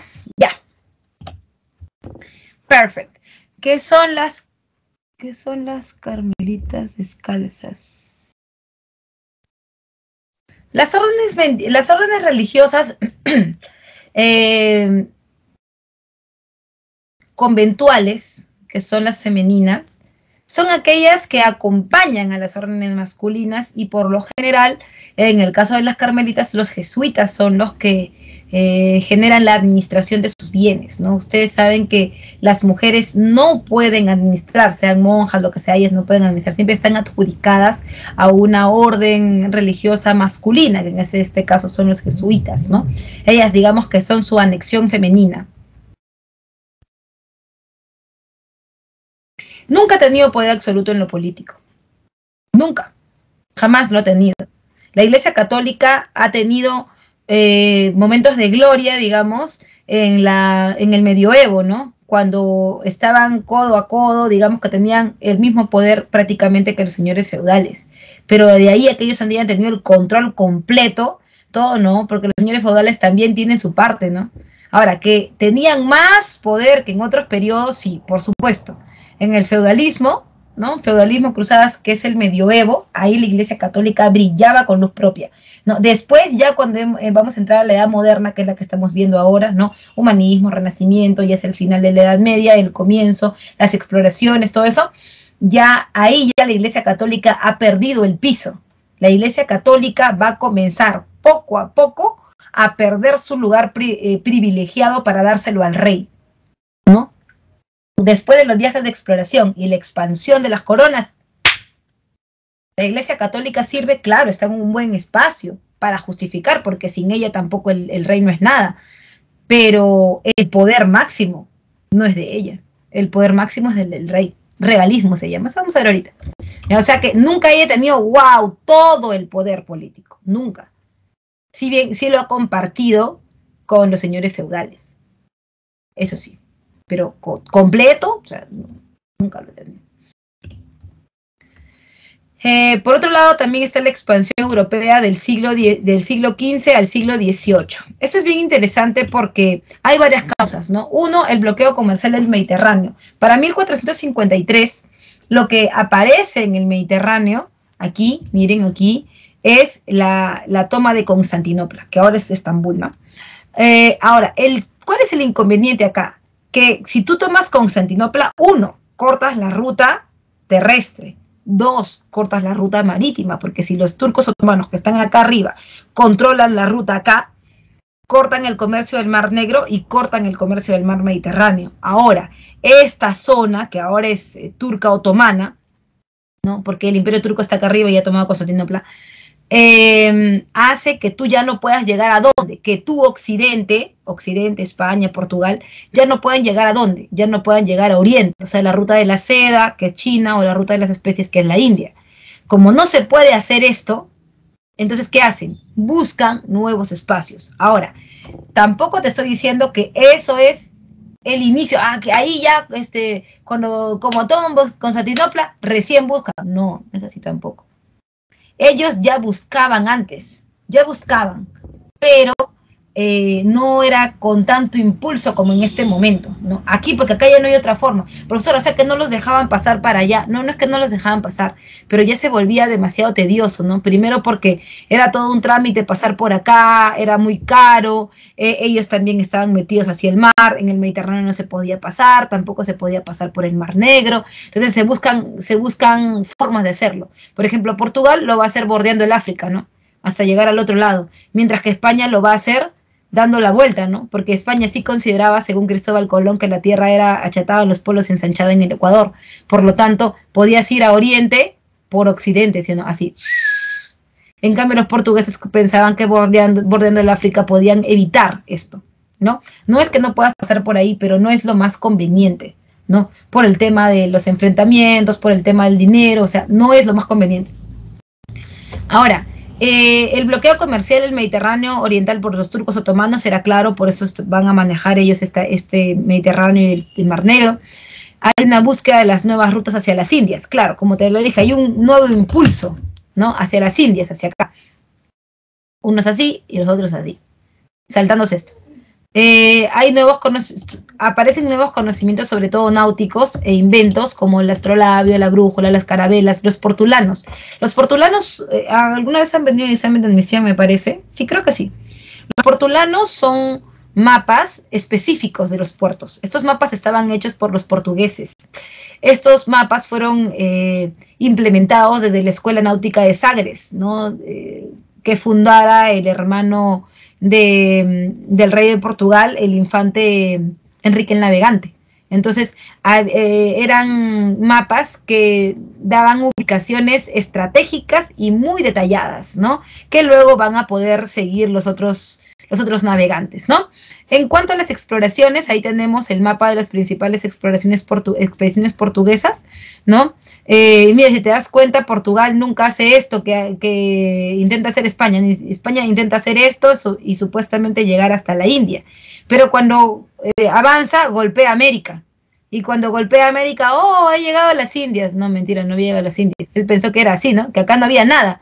Que dando la vuelta, estaba acá. Porque se supone que en el mapa de que la Iglesia Católica manejaba y que para esa época era un mapa plano, ¿no? Se suponía que para acá no había nada, esto no se había reconocido todavía, ¿no? Se supone que solamente había esto, los espacios conocidos, por eso este es el nuevo mundo. Ya, entonces aquí sí aparecen, están las expediciones portuguesas, ¿no? Con Sebastián Elcano, con Álvarez Cabral, ¿no? Que básicamente van a bordear el África. Y por otro lado también están las exploraciones españolas, que es las que nos importan a nosotros, en el contexto básico del fin de la guerra de reconquista española o guerra de reconquista cristiana, ¿no? Porque tú sabes que cuando los turcos se metieron acá a Estambul, también avanzaron a otros espacios como España, ¿no? Los turcos otomanos avanzaron a España, en esa época no se llamaba España, eran los reinos de España, ¿no? Porque ya estaban Navarra, Aragón, Granada, Castilla, Toledo, había un montón, ¿no? Cada quien era un rey autoritario, o sea que antes de ser el rey máximo, pasamos de los reyes de la Edad Media, luego a la monarquía autoritaria, que eran reyes que gobernaban en sus propios reinos como señores feudales, pero más grandes que comerciaban, y luego vamos a pasar a los reyes ya súper grandes, ¿no? Que vamos a ver bien entrada la Edad Moderna. Ahora, estas coronas se unieron para sacar a los turcos de sus territorios, y ahí recién hay una reconquista, ¿no? Del territorio de la península. Recién derrotan a los moros en 1492, cuando los reyes católicos impulsaron los viajes de exploración. Ahora, peleados con los moros, era prácticamente imposible pasar por Constantinopla también. Es por eso que la imagen de Cristóbal Colón va a ser una imagen prácticamente milagrosa para ellos, ¿no? En donde él les dice, bueno, ¿y ahora qué hacemos? No vamos a poder pasar por acá porque los turcos nos tienen un hambre. Aparte que ni por acá, olvídate, ¿qué hacemos? Ya nos cerraron, los portugueses ya tienen esta ruta, ¿y ahora qué hacemos nosotros? Cristóbal Colón les dijo que había pedido ayuda a Portugal ya antes, le dijo, pero no se preocupen, o sea, se puede ir a Oriente, o sea, para allá, por Occidente, así. Y él trae la idea, ¿no? De que sí, que la tierra era achatada en los polos, ensanchada en el Ecuador, ¿no? Y que no había problema de ir a Oriente por Occidente. Cuando esto ocurre, la reina Isabel estaba sola, ¿no? Porque Fernando había ido a buscar territorios, porque obviamente una monarquía autoritaria no son lo máximo, siempre tienen a sus vecinos que podrían invadirlos, así que hay que fortalecerse. Entonces Isabel, ¿no? Isabel de Castilla confía en Colón y le dice, bueno, yo te voy a apoyar, ¿no? Siempre y cuando tú me traigas resultados, pues porque realmente acá estamos encerrados como una cajita, cualquier rato van a venir los turcos y nos van a chancar. Además, también tomando en cuenta que sí, habían retomado el territorio, pero que tampoco no estaban libres, porque habían turcos por acá, ¿no? Habían gente acá, se habían quedado todavía por acá, por las costas. Entre ella y él hubo un pacto, ¿no? De expansión. Ella inclusive le decía, Cristóbal, ten cuidado porque, pucha, es peligroso salir, vas a salir de acá, de Puerto de Palos Noguer, pero date cuenta, y si pasa algo, por favor cuídate mucho. Recuerda, pueden haber muros en la costa. Pero él ya había hecho sus indagaciones, sus exploraciones a las costas de España y por eso puede salir por Puerto de Palos Noguer. Ahora, en cuanto el viaje de Colón, ¿no? Tiene como objetivo alcanzar la India navegando por Occidente, ¿no? Por eso cuando él llega acá a América del Centro dice India, indio, India, indio, porque él está pensando en que sí ha llegado a la India. Han pasado muchos meses además, ¿no? Y él está pensando que sí, ha salido de Puerto de Palos Noguer, que es el número 1, miren, en España, ha salido de Puerto de Palos Noguer con las 3 calaveras, las carabelas, la pinta de la Niña de Santa María. Luego ha ido hasta Islas Canarias, que son islas españolas, ¿no? De dominio español. Luego se ha ido hasta Bahamas, ¿no? Bahamas o Bahamas, como quieras llamarlo, ya así. Se ha ido hasta Bahamas, lo que sería ahora San Salvador. Y luego va a Cuba, ¿no? Esta larguita que ves acá, esta larguita es Cuba. Y luego la isla de Española, ¿no? Que sería Haití. Y finalmente ya de regreso nuevamente hacia Lisboa. Bueno, él arriba en el 1492 y realiza estos 4 viajes de los que ya hemos estado hablando, que son estos 6 puntos, ¿no? Ahora, por otro lado también hay una consecuencia importante, ¿no? Tanto Portugal como España han dominado territorios. Portugal ha dominado el África, ciertas partes de América y España también. Entonces, ¿cómo hacer ahora para dividirse ese nuevo mundo? ¿Cómo hacer ahora para dividirse esas nuevas tierras? Esas monarquías autoritarias ya han crecido, ¿no? Ya son monarquías que van a generar un sistema de dominio frente a otros espacios que no están en Europa. Entonces, se da el Tratado de Tordesillas. El Tratado de Tordesillas es el segundo. El primero es San Ildefonso, ¿no? Donde le toca 320 leguas occidente a España, y España dice, ¿qué? O sea, no me toca nada, solamente me toca el Mare Nostrum. No. Y ahí es cuando España reclama, ¿no? Porque habían enfrentamientos, pugnas entre estas potencias, entre las nuevas potencias, España y Portugal, y es el árbitro Julio II, el Papa Julio II, que establece el reparto de las nuevas zonas, ¿no? Porque ahora ya y América ya estamos seguros que existe, ¿no? Y que han colonizado. Entonces, estas nuevas zonas se dan exploraciones en nuevos territorios descubiertos y se establece una línea divisoria, ¿no? Una línea divisoria en el mapa, ¿no? De 370 leguas occidente para España y 370 leguas oriente para Portugal. Por eso, si te das cuenta, cuando se completa la circunferencia, ¿no? Está hacia el otro lado el pedacito que le falta a España y el otro lado el pedacito que le falta a Portugal, ¿no? Si te das cuenta, aquí en América esas 370 leguas alcanzan, ¿qué cosa? El actual territorio de Brasil, ¿no? Por eso os brasileiros falan portugués, ¿no? Es muy común escuchar, o sea, falar de Rey Pedro, ¿no? De los portugueses. ¿Por qué? Porque España no llegó a dominar esta zona porque ya Portugal lo tenía pues tratado, ¿no? En consecuencia, hay un apogeo de la cuenca atlántica e inicio del mercantilismo. Apogeo de la cuenca atlántica, ¿por qué? Si te das cuenta, ¿no es cierto? Todos los viajes que hace España y Portugal para dominar otros continentes lo hace por el océano Atlántico. Ahí está el apogeo de la cuenca atlántica, ¿ok? Por otro lado, también está la formación de nuevos imperios coloniales ultramarinos. Esos nuevos imperios coloniales ultramarinos son 2, ¿no? España y Portugal. España y Portugal son imperios, porque dominan todo, coloniales, porque tienen, ¿no?, dominios en otros continentes, ultramarinos, porque es cruzando el mar. Y hay una hecatombe demográfica de la población amerindia y la mezcla de razas. Súper importante esto de la hecatombe, porque tiene que ver con la disminución, la rápida disminución de la tasa demográfica. Cuando los europeos llegan a América, no solo traen su lengua, su religión, sino también traen y además de su cultura, sino que también traen las enfermedades, ¿no? Ahora más que nunca tú también lo entiendes, ¿no? Entiendes que si llega alguien que tiene una enfermedad que tu cuerpo nunca ha recibido, que nunca ha sido endémica en esta zona, entonces eso quiere decir que te va a chocar y vas a demorar muchas generaciones en poder adaptarte a ellas, porque van a haber incluso mutaciones, van a haber incluso transformaciones de la misma enfermedad, ¿no? Lo que se conoce como las variantes. Y así, por ejemplo, aparece la gripe, una enfermedad que en América, como te lo comentaba antes, no se había podido, o sea, si hubiera llegado en condiciones del Tahuantinsuyo, por ejemplo, lo más probable es que no se hubiera podido expandir en relación a que ellos nunca estaban juntos, o sea, sus centros poblados nunca estaban juntos. Los Ayllus estaban desconectados, o sea, no desconectados, pero sí estaban a distancia uno de otro. Entonces, en ese sentido, era muy difícil que un Ayllu pudiera contagiar a otro y a otro y a otro y a otro. Por lo general, eso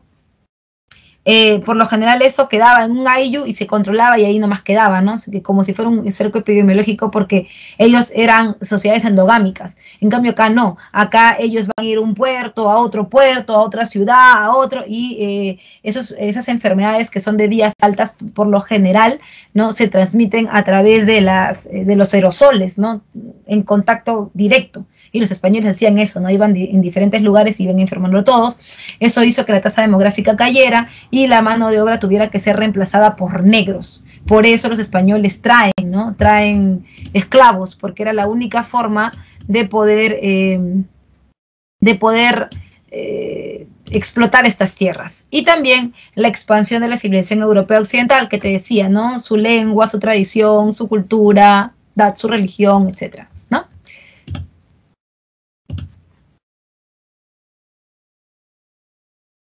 A ver. ¿Todo bien hasta ahí? ¿Hay alguna duda, alguna consulta, alguna pregunta, algo?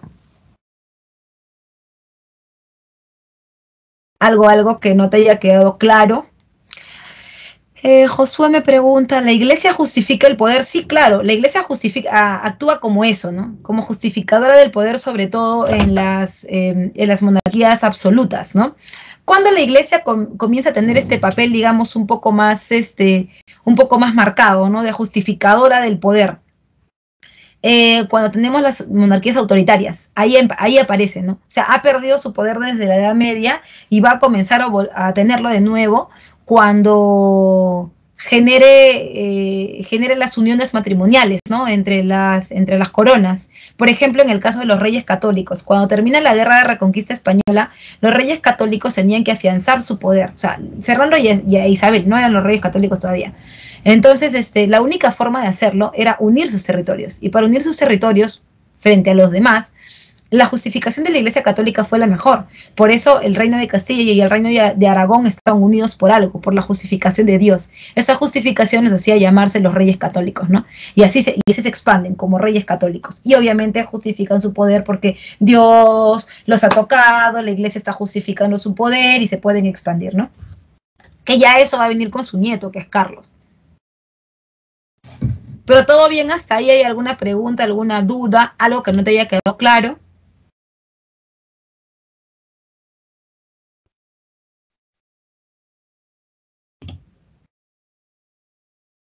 ¿Todo bien, todo bien? Tudo bem? Tudo bem? Vamos ahora entonces al absolutismo. Profe, ¿cómo aparece el absolutismo? Una preguntita, eso siempre me ha llamado la atención. Bueno, hay varias cositas que ver acá, ¿no? Vamos a avanzar un poquito, todavía nos faltan algunas, pero vamos a avanzar rápido. Bien, profe, esto del absolutismo me llama mucho la atención. ¿Cómo aparece? O sea, porque ¡plá! De frente al absolutismo, I don't understand that, ¿no? ¿Cómo aparece? Sí, levantó la mano, alguien levantó la mano, ¿o no? ¿Alguien quiere hacer alguna duda? ¿Tiene alguna preguntita, alguna duda? ¿O de casualidad levantó la mano? No me emociones, ¿ah? No me emociones. Me has ilusionado por la pura. Ay, es que Xiomara levantó la mano, creo, de casualidad. Y me emocioné. Vamos bien, ya perfecto. Entonces, Cuando hablamos del absolutismo tenemos que ponernos en contexto, ¿no? Porque el absolutismo es una forma de gobierno. Es una forma de gobierno que ha ido en progresión, ¿no? O sea, primero eran los reyes así, todavía locales, ¿no? Chiquitos, reyes autoritarios, pues, ¿no? Como los que te había comentado de España, pues, ¿no? De lo que antes todavía no era España, eran reinos de España. Entonces, eran pequeños, todavía no tenían mucho poder, era un poder más local, como que en la misma península nomás, ¿no? Pero luego ya la Iglesia Católica los justifica, llegan los viajes de exploración, sus territorios van más allá de su continente y eso los hace concentrar el poder. Esa concentración del poder genera un nuevo tipo de gobierno, que es el poder absoluto. El rey se queda borrachito de poder y dice: yo soy el dueño de todo, ¿no? Yo soy el dueño de todo, yo no, soy el dueño de todo, yo he sido además tocado, ¿sí o no, iglesia? ¿Sí o no? ¿He sido tocado, sí o no? Claro, Dios me ha dicho que yo voy a gobernar. Sí, rey, Dios ha dicho que tú vas a gobernar. Entonces, el poder de la iglesia es simplemente un poder transitorio, no un poder de justificación como lo que estábamos hablando, pero el rey tiene todo el poder y sigue juntando más territorio y más territorio y más territorio y domina. Y no solamente es el territorio, o sea, acá no estamos hablando de tierra, eso ya es Edad Media. Lo que estamos hablando es de poder real, poder sobre la mano de obra, poder sobre los recursos y poder sobre la tierra, o sea, sobre el terreno, ¿no? Entonces, eso sí los convierte en un rey absoluto, ¿no? En donde su poder es total. No hay nadie más que se le pueda oponer. El único que se le puede oponer es Dios y todavía no viene. Así que eso es, ¿no? En cuanto a la definición, disculpa que lo acomode un poquito. En cuanto a la definición, tenemos que es un sistema de gobierno basado en la concentración del poder político, económico y militar y religioso en manos del soberano. Profe, un ratito. Yo sé que me estoy adelantando, pero tengo una duda entre los conceptos de absolutismo y antiguo régimen. ¿Cuál es la diferencia? ¿Cuál es la diferencia? La diferencia básicamente es que el absolutismo es el sistema en el que se gobierna, mientras que en el caso del antiguo régimen es todo, ¿no? Es todo lo que existe antes de la Revolución Francesa. No solamente cómo está gobernando, sino el aspecto político, económico, social, estamental. Es toda la forma de vida, ¿no? La estructura antes de la Revolución Francesa, ¿no? Y el absolutismo es la forma específica en cómo se gobierna. En cuanto a las causas está básicamente la ruina de la nobleza feudal, ¿no? ¿Por qué? Porque ya para los viajes de exploración ya los señores feudales ya fueron, pues ya fueron, porque los señores feudales mantenían todavía, ¿no? Querían mantener esta idea de tener una economía autárquica, ¿no? Estilo Robinson Crusoe. Pero ahora que ya se han descubierto tantas cosas, tantas rutas, ya no te necesito a ti ya. Ahora yo soy el más poderoso, yo tengo territorios en América, en Asia, en Filipinas, en todos lados, ¿no? Y tu poder ya quedó chiquitito. Claro que tú como noble no vas a desaparecer, ¿no? Socialmente sigues siendo alguien importante porque tu tierra todavía existe, pero la mía es muchísimo más grande y mi poder es absoluto y Dios me ha dado mi poder, ya no te lo va a dar a ti, ahora me lo va a dar a mí, pero no solamente poder para trabajar la tierra y explotarla, sino también poder sobre las personas, ¿no? Sobre todas las personas. Su vida y su muerte está en mis manos. En cuanto a las características, está el sometimiento de la nobleza. Esa nobleza ya no van a tener poder por ellos mismos, ya no van a va a ser el duque que puede enfrentar al rey, ya no. Además es un rey muy poderoso que tiene muchas cosas, ya mucha mano de oro, mucha plata, mucho todo. Entonces ya no se va a poder. Como no se va a poder, ellos van a pasar a ser parte de las cortes que le dan como consejos al rey, que viven con el rey, que forman el séquito, que son los que lo siguen, que son los que le dan vida a él, ¿no? Son inferiores, pero no existe rey sin súbditos. Ellos están ahí. En cuanto a las características, su poder es centralista, existe el centralismo, quiere decir que todos los poderes están en una sola persona, poder ejecutivo, legislativo y judicial en el rey, él lo es todo, es juez, es parte, es todo, ¿ya? Luego está el providencialismo. El providencialismo es la idea por la cual, o el principio por el cual, se justifica su poder a través de que Dios lo ha elegido a él, ¿no? Dios me ha elegido es una postura providencialista. Tú no me... ¿Qué? ¿A ti no te gusta cómo gobierno? Lo siento si no les gusta, chicos, ¿ya? ¿Qué? ¿Que tú me vas a sacar a mí? O sea, tú te atreves siquiera a decir que yo no valgo como gobernante, solamente porque te mando a matar tu familia. ¿Sabes por qué me mandas a matar a tu familia? Porque yo tengo el poder de todo, ¿ya? Y tú no me vas a sacar a mí, porque lo que tú digas siempre será menor a lo que Dios diga. Y Dios dijo que yo gobernara. Así que ahora todos los chitos se callan, ¿ya? Se callan todos. Entonces, eso es más o menos la idea del providencialismo, que nadie puede contigo, así tú seas un desgraciado, porque está justificado de que Dios te ha elegido, a ti y a toda tu familia. Y por supuesto el regalismo, ¿no? El regalismo, el principio por el cual no hay poder más grande que el del rey. No existe poder más grande que el del rey, ni el del papa siquiera, ni el de la iglesia siquiera. Su poder está sobre cualquiera en la tierra. El único que es más que él es Dios.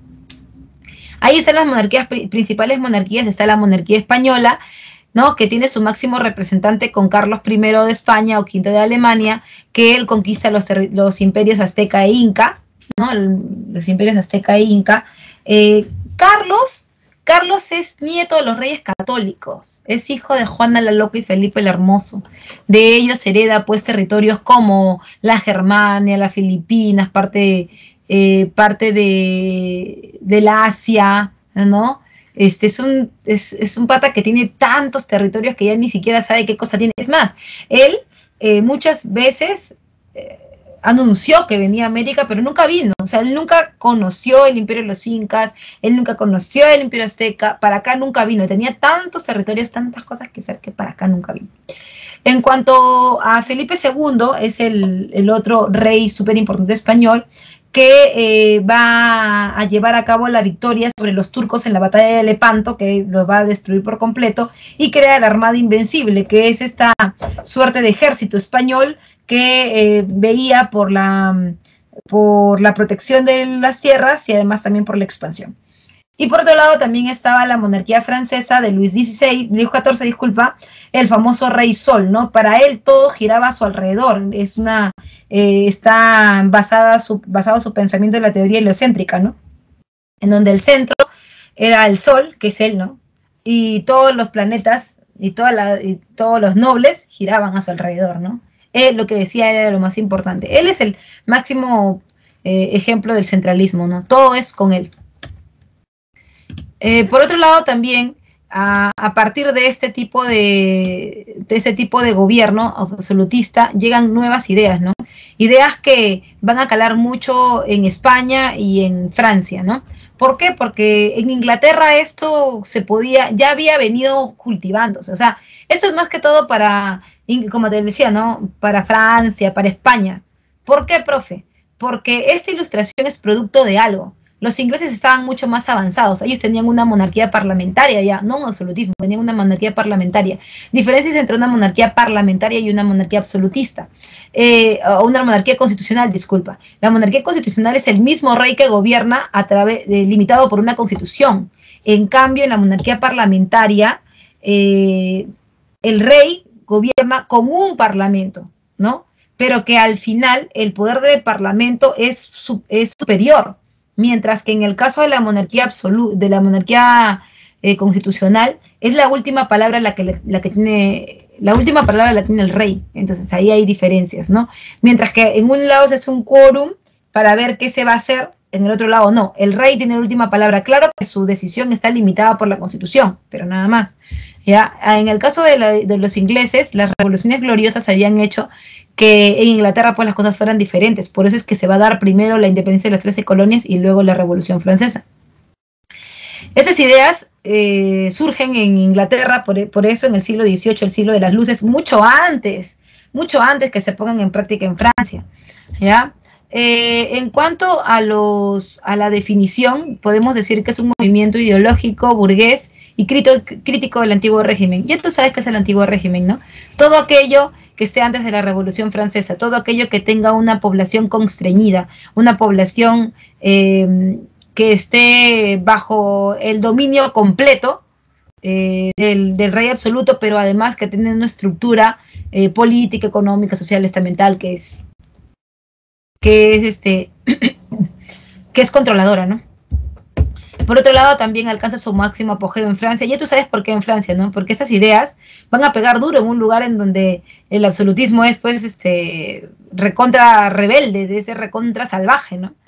En cuanto a las características, hablan acerca del liberalismo. Ojo que el liberalismo no nace con la Ilustración, ¿no? El liberalismo se viene forjando. Claro, no con ese concepto, pero ya se venía forjando.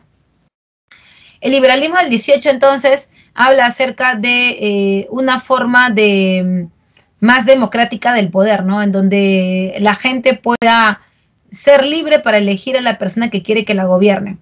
Por otro lado, también está la teoría del buen salvaje, en donde los seres humanos no nacen malos. ¿Te acuerdas? El hombre no es malo por naturaleza, es la sociedad la que lo corrompe. ¿Recuerdas eso en filosofía? El hombre no es malo, es la sociedad la que lo corrompe, ¿no es cierto? ¿Pero por qué lo corrompe? ¿O por qué se ve que el hombre está corrupto? ¿No? Porque existe un contrato social. La idea es que cuando el hombre nace bueno y no se da cuenta. Si es que él está haciendo algún daño a otra persona, él no se da cuenta de lo que está haciendo. Es algo inconsciente, porque es como un niño pequeño, ¿no? Los niños pequeños cuando nacen rompen las reglas sociales, rompen el contrato social, que es prácticamente como un decálogo de las buenas relaciones, ¿no? ¿Qué debo hacer para yo vivir bien en buena vecindad, ¿no? Si yo hago esto mal, si yo robar es en contra del contrato, ¿no? O sea, porque eso va a romper la tranquilidad. Entonces, un niño, por ejemplo, pequeñito, cuando recién nace, rompe esas reglas. ¿Por qué? Porque es pequeñito y es impulsivo, ¿no? Él no hace las cosas de mala intención, pero sí la gente lo recibe como tenemos que domarlo, porque esto no puede seguir así, si no todo se va a corromper acá. El niño, por ejemplo, tiene ganas de defecar y lo hace en cualquier lugar, ¿no? Se orina, defeca, y eres tú el que lo vas domando, ¿no? No se hace esto, mira, tienes que aprender, los seres humanos no somos salvajes, los seres humanos tenemos que controlarnos, ¿no? Al final, en vez de ser todo lo natural que antes, con lo que él ha nacido, tienen que moldearlo.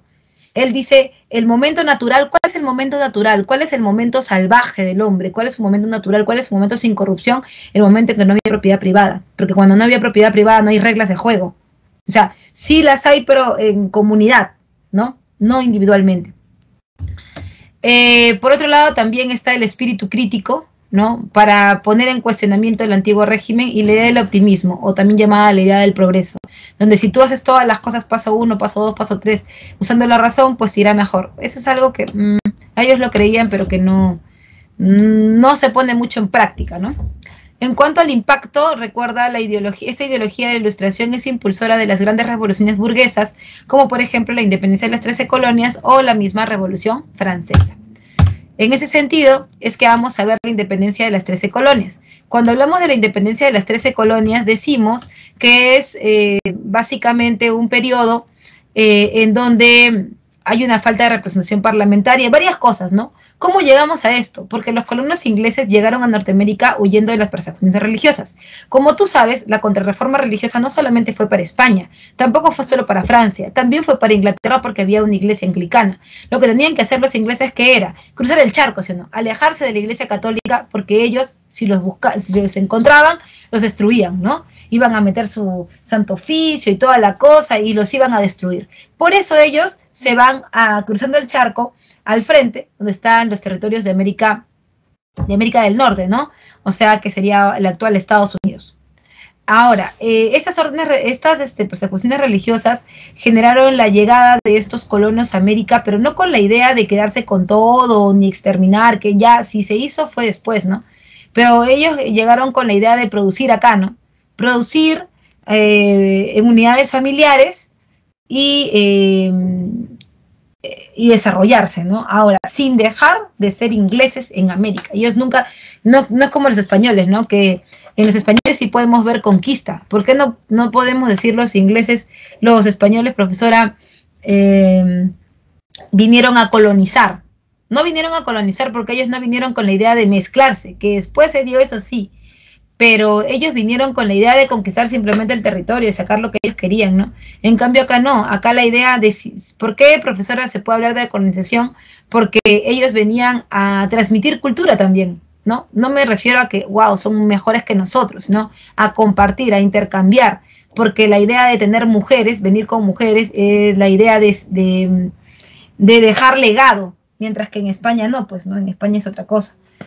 Ahora, en cuanto a las causas, hay una falta de representación parlamentaria porque sí, como te decía, la corona inglesa tiene una monarquía parlamentaria y todo bien, los ingleses pagaban sus impuestos y todo lo demás, el único problema era que cada vez los impuestos aumentaban y tal vez lo hacían porque había un déficit, ¿no? En el caso económico, porque se había pasado por una guerra, la guerra de los 7 años con Francia. Se había también generalizado muchos problemas, sobre todo en Inglaterra, de producción, así que se le cobraba pues impuestos a los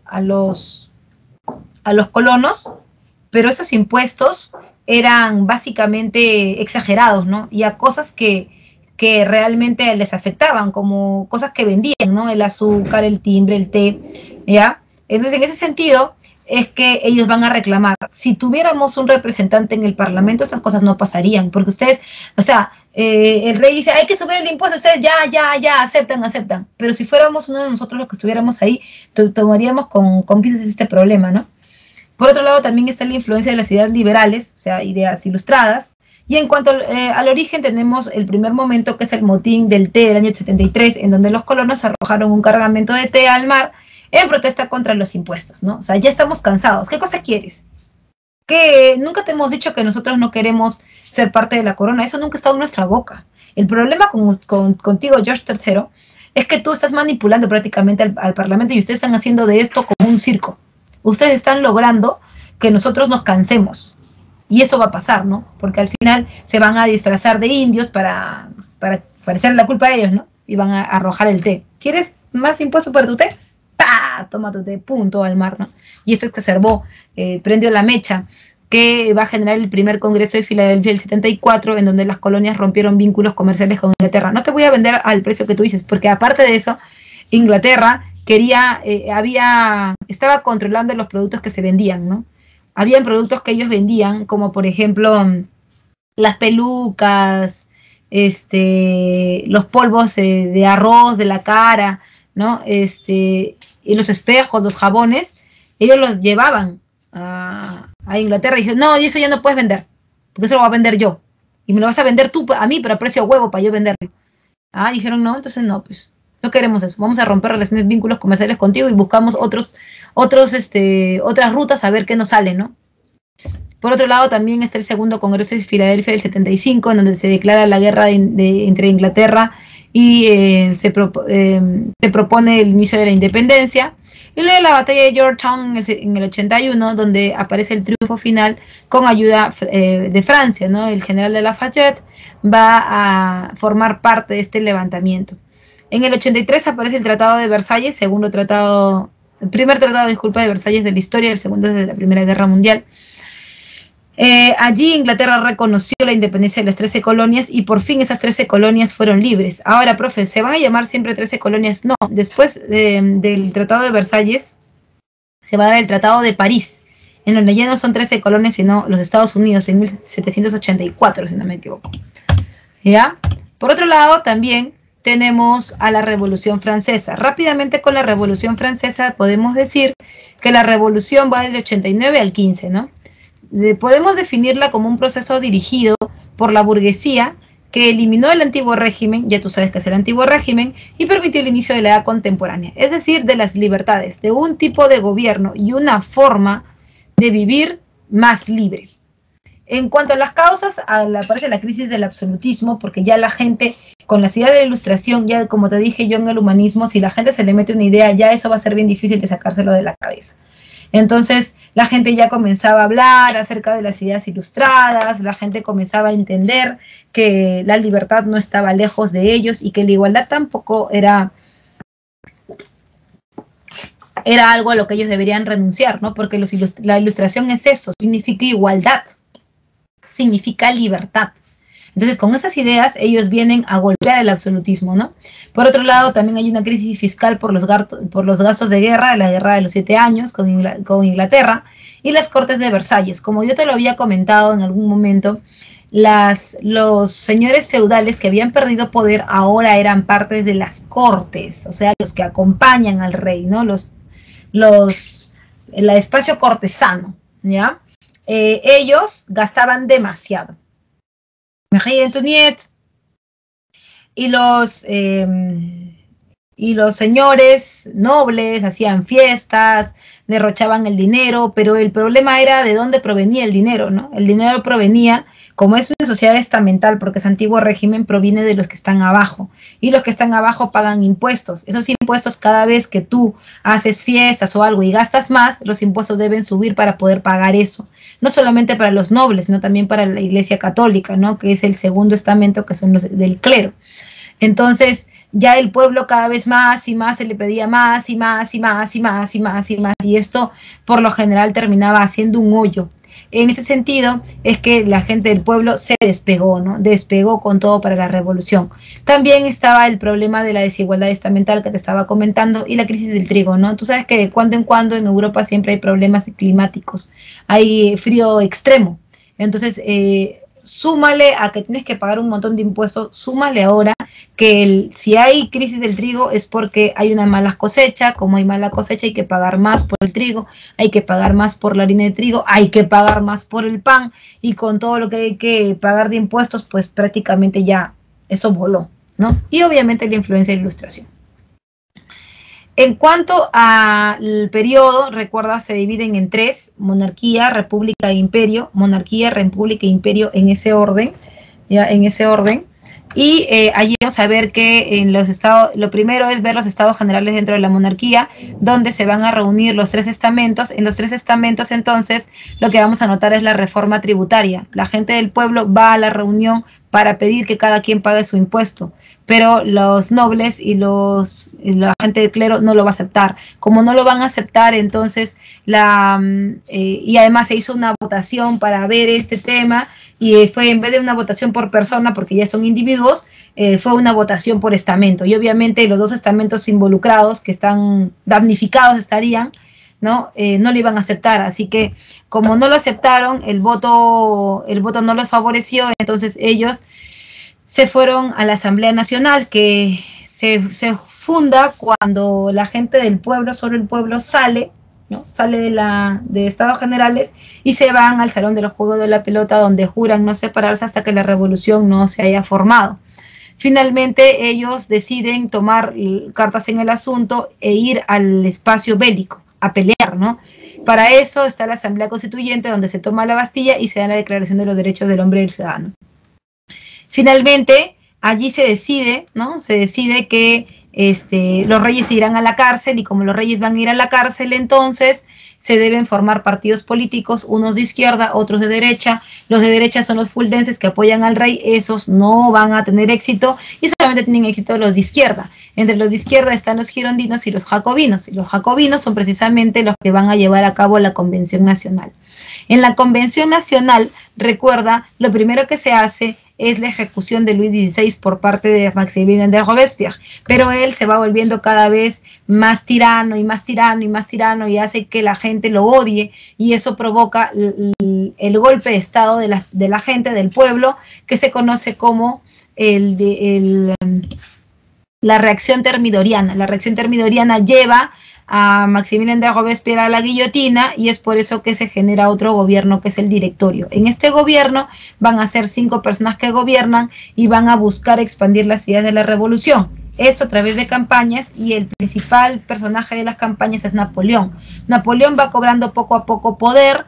El directorio lo quiere desaparecer, no lo puede matar, así que lo va a intentar desaparecer olvidándolo en las campañas militares, ¿no? Lo va a dejar sin agua, sin soldados, y él va a regresar para dar un golpe de Estado el 18 de Brumario, que va a generar un nuevo gobierno, que es el gobierno del consulado, ¿no? En donde él genera el Código Civil Napoleónico, que le da poder ejecutivo, él como cónsul, y poder legislativo.